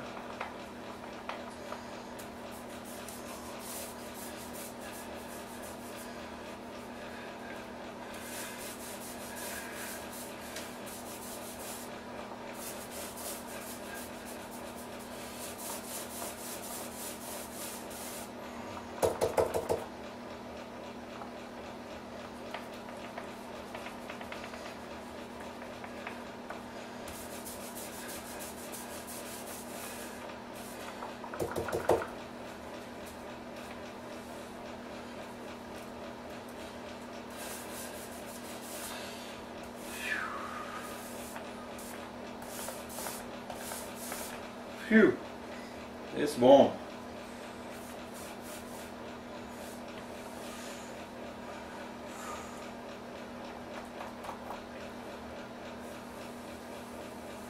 That's for sure, hot in here.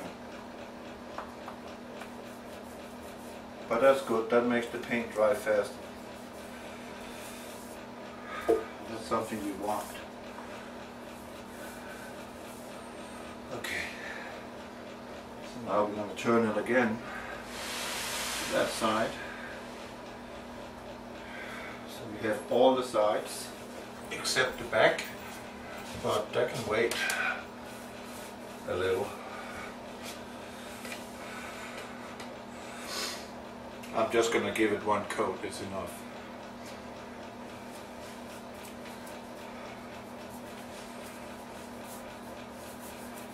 It's going to get pretty abused out there in the trucking world. It's a dusty environment. It's very difficult to keep anything clean even indoors. We got this shipper in Muskogee. I call the place when it's dry, I call it Dustskogee. When it's raining, I call it Mudskogee, because it doesn't matter how slow you're going in there, you're going to look like a turd when you come out on the other side. Dusty or muddy. And I mean muddy. It's kind of like white chalk. You can't get it off. It's impossible to get off. Maybe I'll just give the front 2 times. It looks like it needs it. So we're just going to do that. Fill in this hole and this. Fill the hood there and then give it a little brush over. Like that.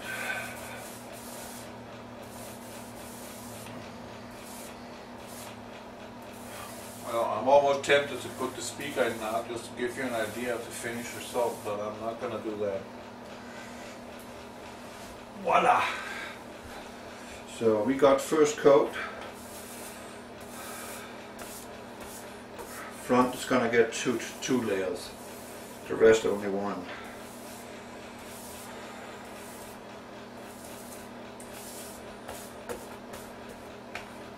There's going to be lines here from the roller. They will disappear on the second layer. Voila! So all I need to do now is let it dry up, and I'll give the front the second coat, let that dry up again. And then take the back side. Ew, I'm sweating now. Okay, it's all done. And I put this one there.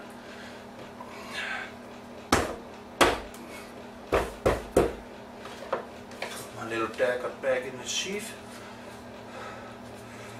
And then put this one there.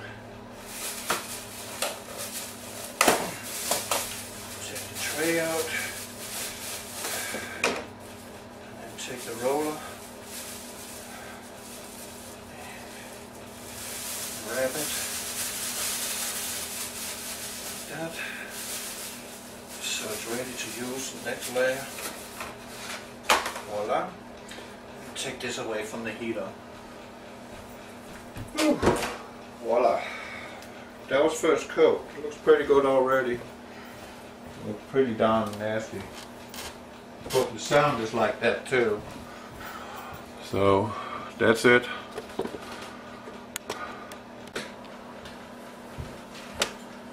Okay. Now I have 2 coats. And I have welded the wires together. Turn off the soldering iron, no need for that now. So here I'm going to put the amplifier and wire through here like that, nice and easy, carefully. that one in underneath there. And make sure it's down. Okay. Kind of fits. Got some sticky stuff there. Oh well, it's no big deal. What I need to do now is I need to put the sealant on, and that will be this fluid rubber. I don't even know how it works. I never tried it before. Let's see how it comes out. It comes out like that. Okay. So that means we will have to put a little thick on it, just a little, to make sure it's shutting tight.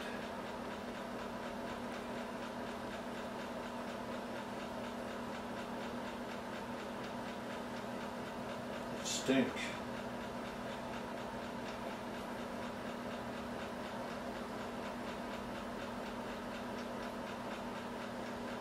Smells like acetone.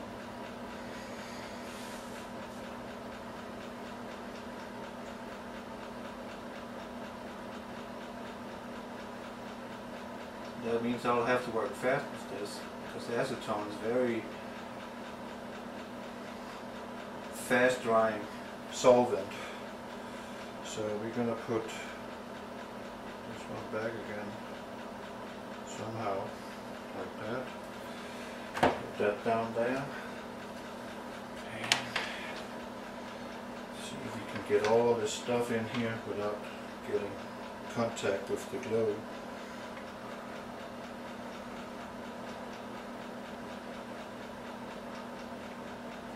That in there, and put that zip tie down there. I might want to cut that one up.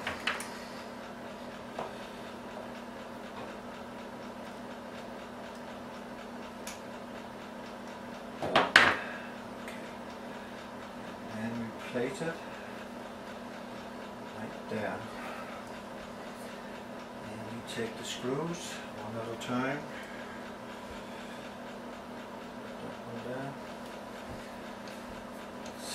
Tighten it down.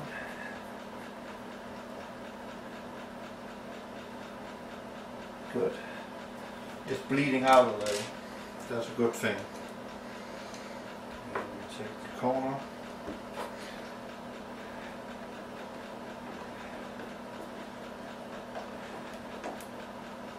Like that.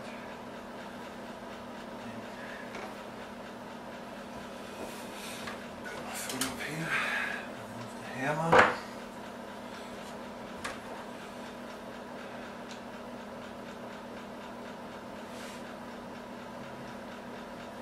Screw in.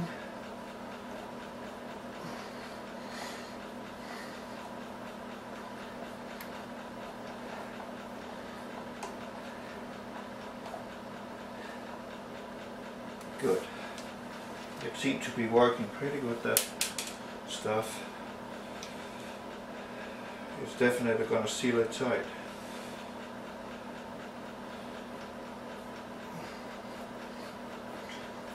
That's a good deal.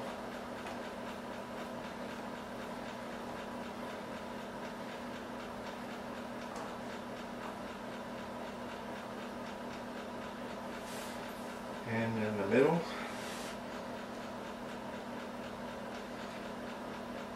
catch it. Come on. Okay, I got it. Fell off. Probably wondering what that blue wire is sticking out, but that's for later use, for the amplifier. I have thought to myself, my company probably wants to approve that I'm putting that directly to the battery of the truck. So we're going to use this solution to start out with.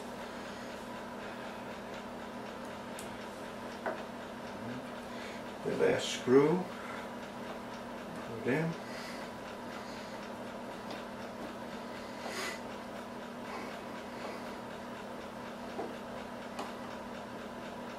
Voila.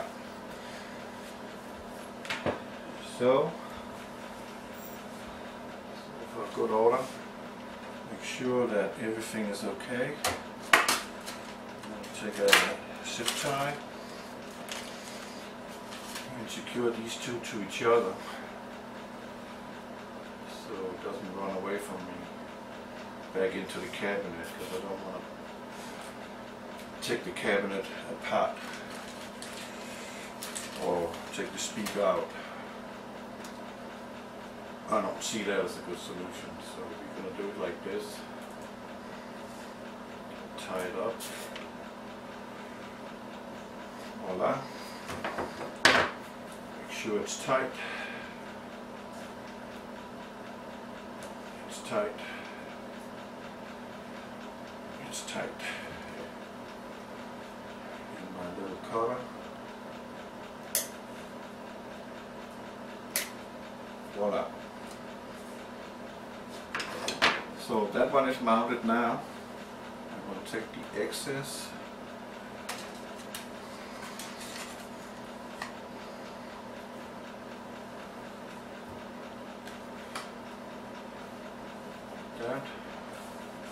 That's some stuff. Man, that's nasty. Stinky stuff. Okay. So we're going to put this one down on the side. Start out cutting those wire too short. We're going to put this one down. And we got plenty of wire. I have soldered them together. They fit perfect. So what I need to do now is put the glue on the rubber and then place the speaker. So we need to connect. See how we can do this without doing anything silly. So what is plus and what's minus? The one with the white line is plus, and plus is down. So I'm going to put that on there and there. Okay. Good. They are now connected.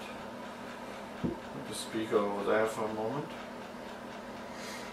And then we will start to apply this stuff again.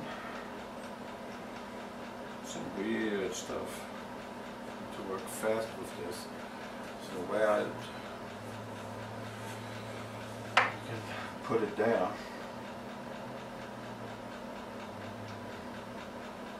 In this case, I'm not going to put it too thick.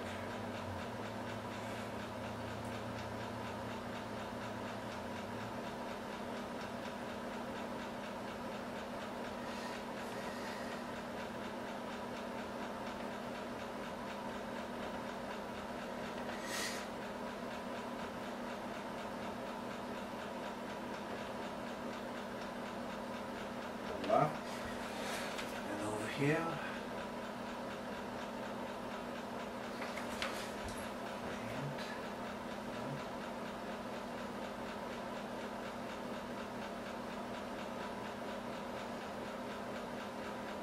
All it needs to do is seal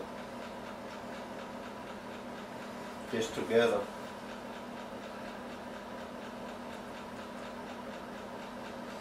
Voila! I got a complete circle now. Put this thing back again so it doesn't dry up. Okay. It's like threading a needle getting this one back. This is needle point rubber. So now it goes. We will now put this one down here. Uh-oh. Oh, it's okay. Put this one on, like that. Let it sit for a second.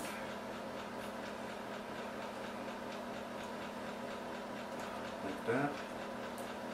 Make sure it's there. Good. Move it a little. Okay, and I have decided to put the flange on anyway, because it will protect the rubber cushion right there by giving it a little height. So we're going to have to put this one like that. And where are the screws? Where did I put those? They're right there. What you go blind on is your eyes. Ain't that the truth? Screwdriver, screw fit. So one thing that is very important, when you're mounting a speaker to a cabinet, you're not just, you know, starting to screw. You need to be very careful. That is, first you find a hole, right, like there, and then you hold your hand in front of the membrane, so in case your screwdriver is slipping, it's not slipping into the membrane and destroying the membrane, because if you get a hole in any of this inside here, you pretty much doomed your speaker. It's worthless. So we're going to do the same here. Catch it in there, and then screw this one down. Okay, I seem to have a problem finding where I made that drill.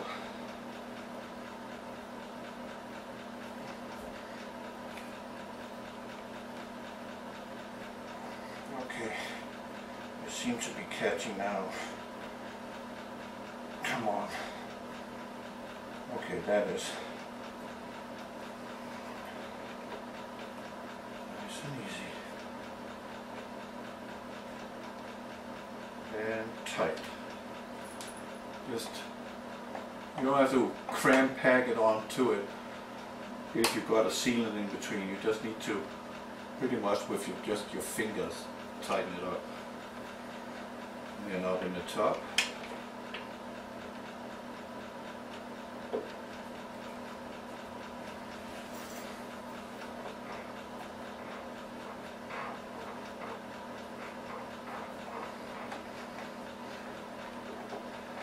Catching. Good. And now the bottom.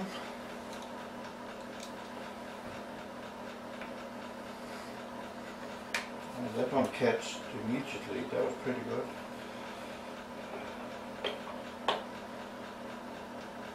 Voila. And then we've got 4 more. I'm hot today, that's bloody heat. I'm using that to dry up the paint. I'm pretty good at it.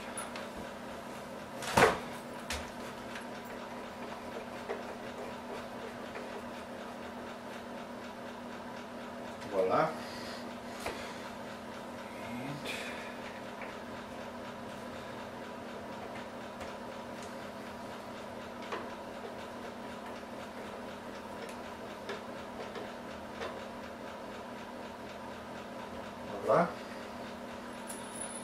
and 2 more, and then you will put the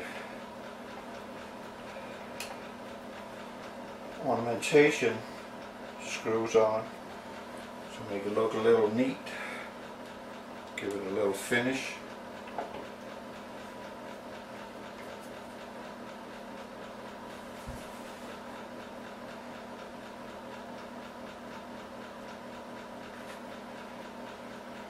Okay, you must, I would like you to catch now.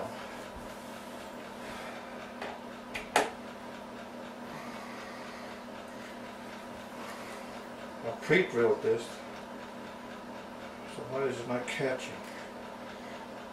Oh, it is. Oh, it is. Good.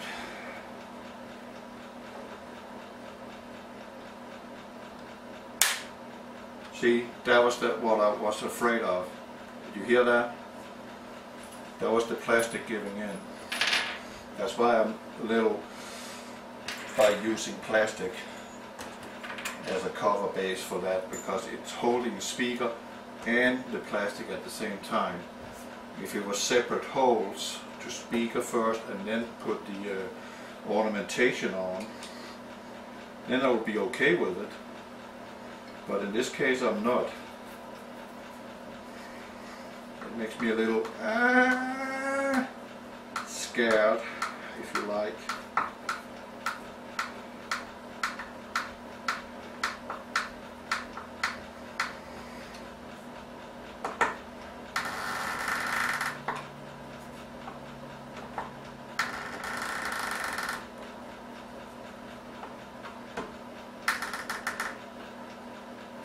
Good. Phew. And then this one.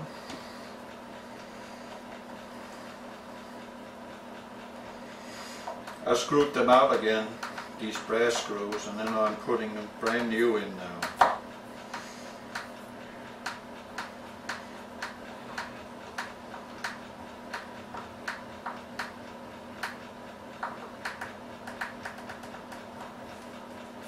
Perfect.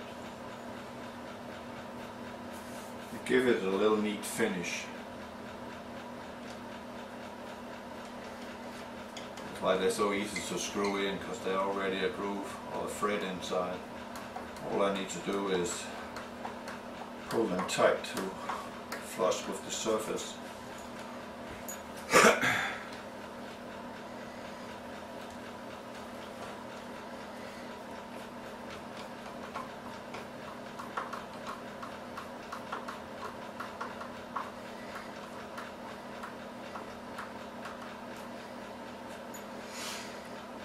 Voila. And this one.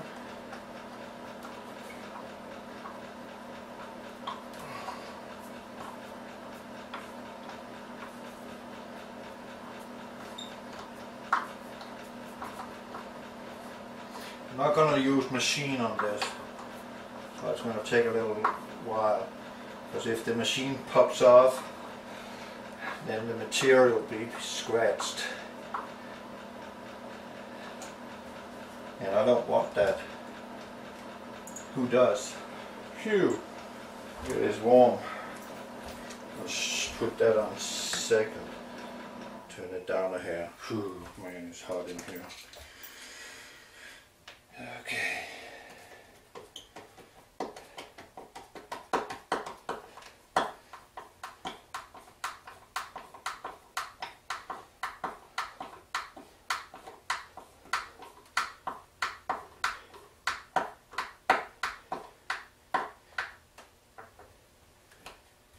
Perfect.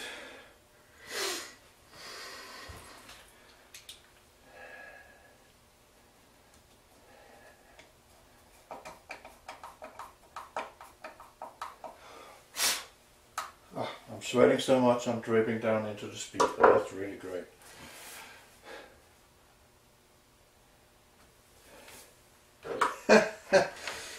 So I just love it. Turn away from it.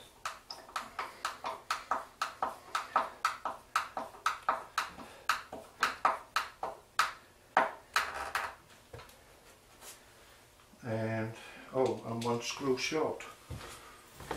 Okay, got one down. So all good.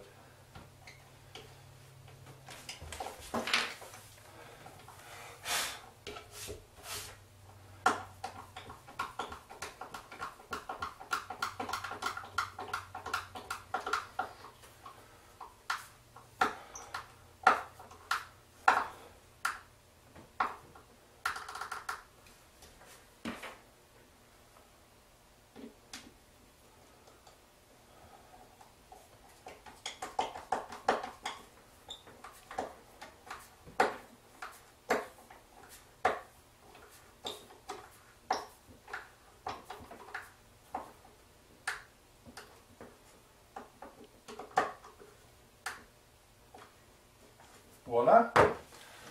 It is now assembled. Oh, man, it's heavy. And here you go. Finished speaker. Ready to go to action. So that's how it looks like. 22 inches tall, 10 inches deep, and 14 wide. 14 that way, 22 and 10 in the depths. That was the specification that is recommended for this particular speaker, and a free or 30 millimeter slot also to the back wall, the space from the back wall to the divider wall, so it's equal here to the back, so the airflow is the same. Voila! And all we need to do now is we're gonna have to try it out. So we're gonna put some juice on it, and like that. Seems to be working. Okay. And take all this stuff here, put it back. This is the one I got in front of me. Speaker.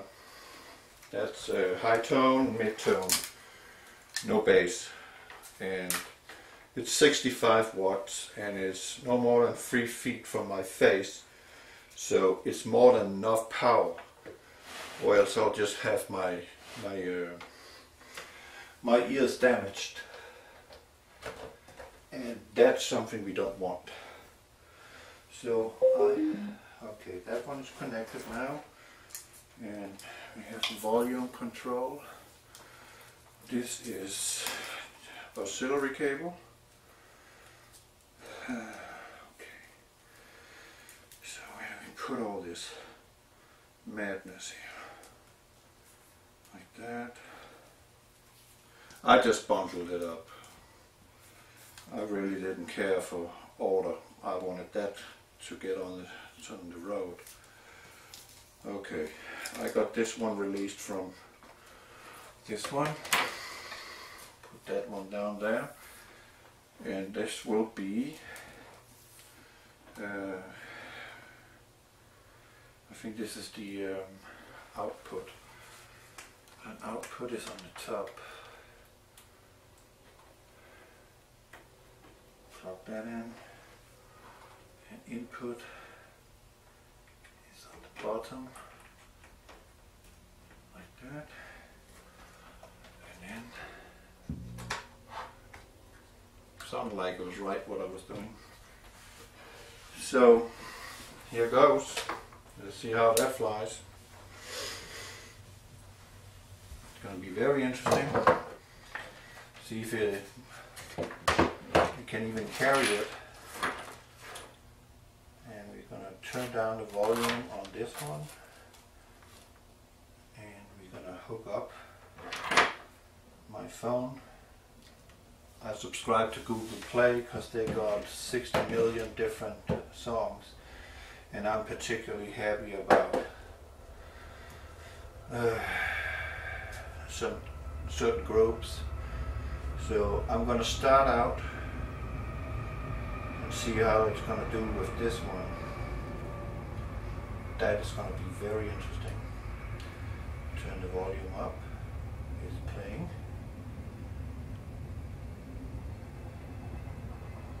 I think. No. Oh, I know why. Stop. I didn't turn this on. Now we have business. Let's see.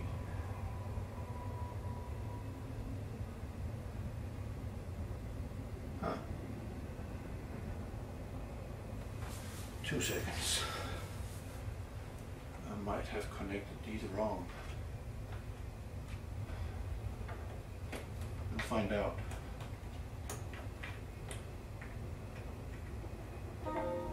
Oh, we business now.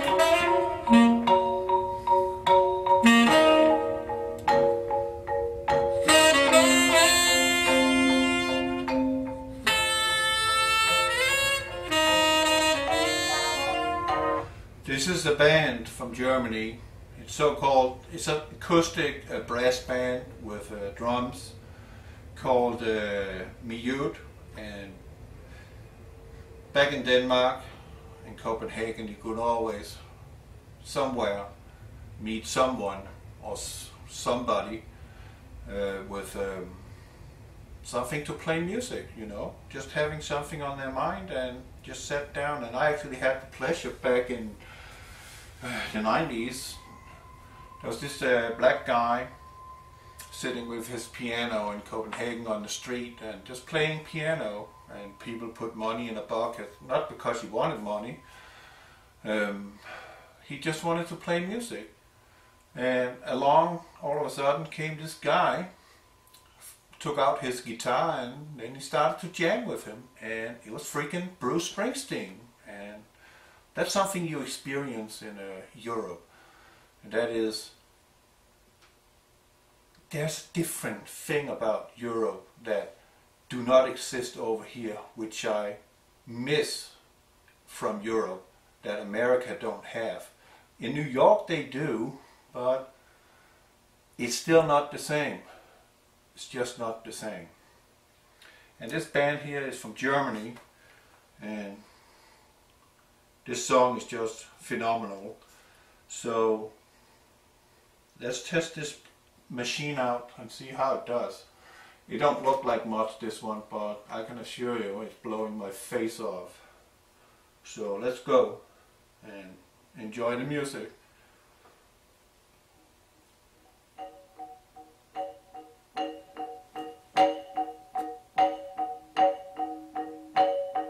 I'm gonna have to be over there and have a feel of it.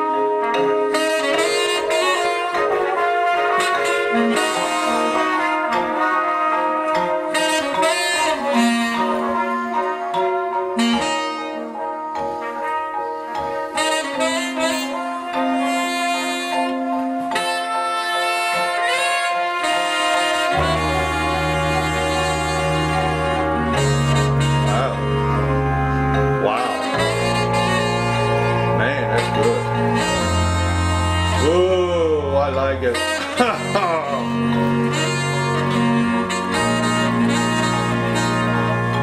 now it comes. And that's why I can't sit still in my seat while driving. I go up bananas. Oh man. Awesome.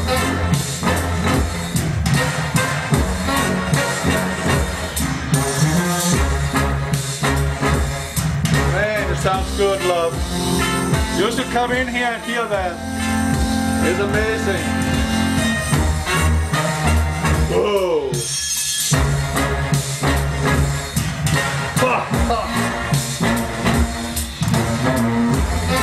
Can you hear that?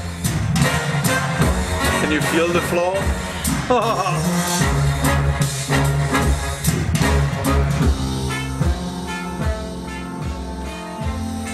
I'm playing low now, and the bass is still impressive. Man, it's good. I cannot wait. I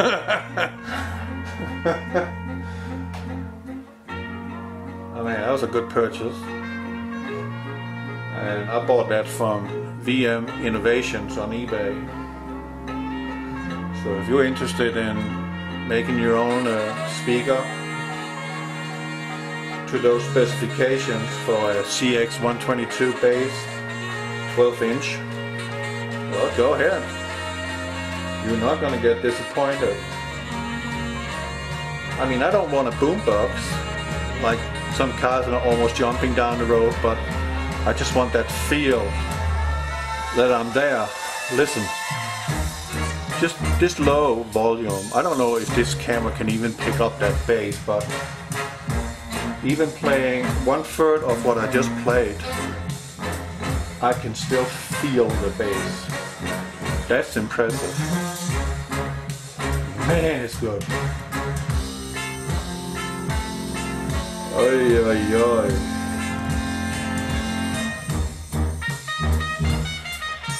Oh man, I love it.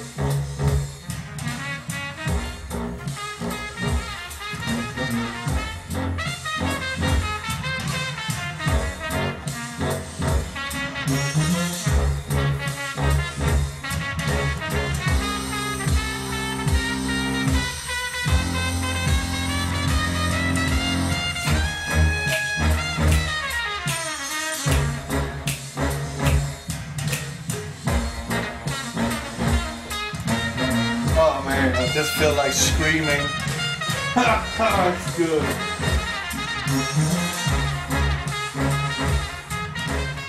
Bloody amazing. Okay, I got another band. Oh, let's finish this up because this song is fantastic. Shut up, Henning. I love it.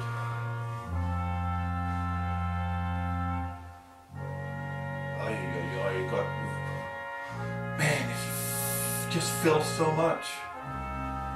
And I'm not even playing full power. Not even close. Oh, that's good. Man! Oh. Okay, then there's another band I like. It's a band, German band too, called Diary of Dreams or Diary of Dreams. So let's see what it can do now. I tested it in the cardboard box it came in and it didn't even do anything good. So now we're going to see something else here. See if that works. I'm going to have to be in front of it. I have to hear that. And cheers. Had a lot of talk with the guy from, two guys from VMInnovations, explaining a lot of stuff to them. Oh.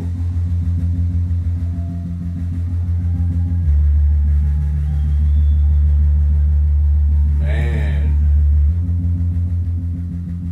Oh. Can you imagine that blasting 500 watts, that bass?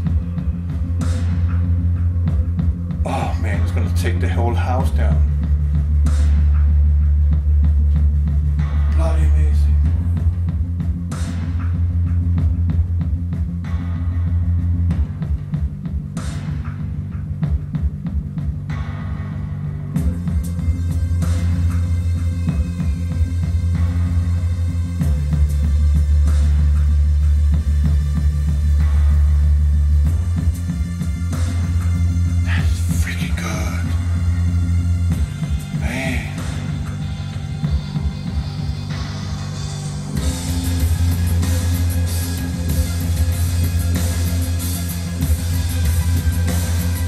I love music, especially if it sounds good, especially if there's bass, lots of bass.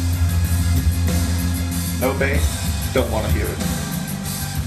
People running around with their cell phone listening to their hip hop, and I'm just thinking, what are they listening to that stuff for? It sounds crappy.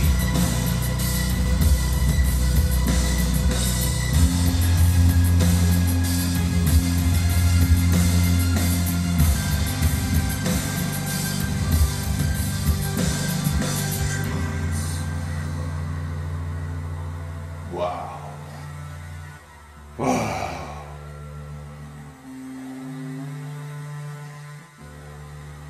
This is dark wave German techno. I like techno. Some techno. Not disco techno, discotheques, nightclub techno. I don't like that stuff. It's just a bunch of bumper jumper noise.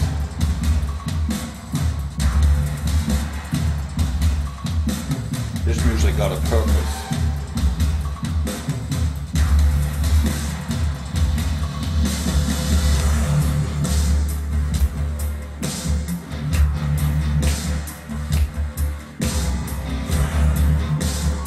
Okay, thumbs up.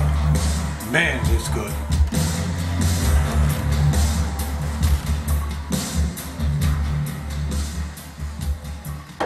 Fantastic. Bloody fantastic. Over and out.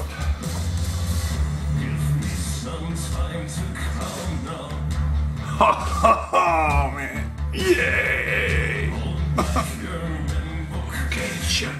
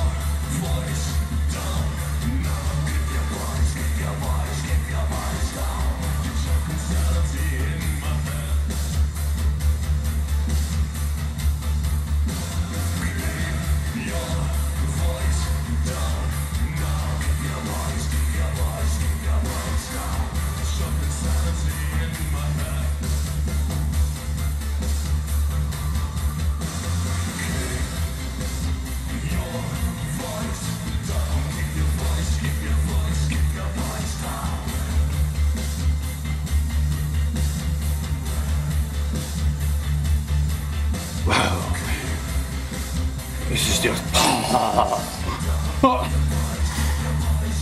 Thank you, VMInnovation. Man, it's fantastic. This is a $38 base.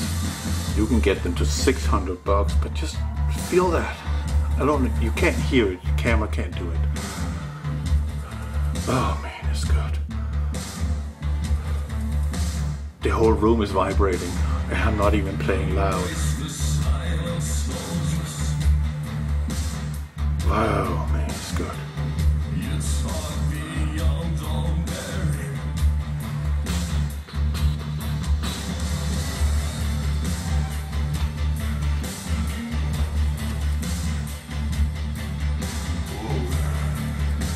Pushing some air here.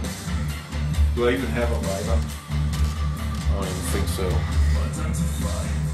No, never mind.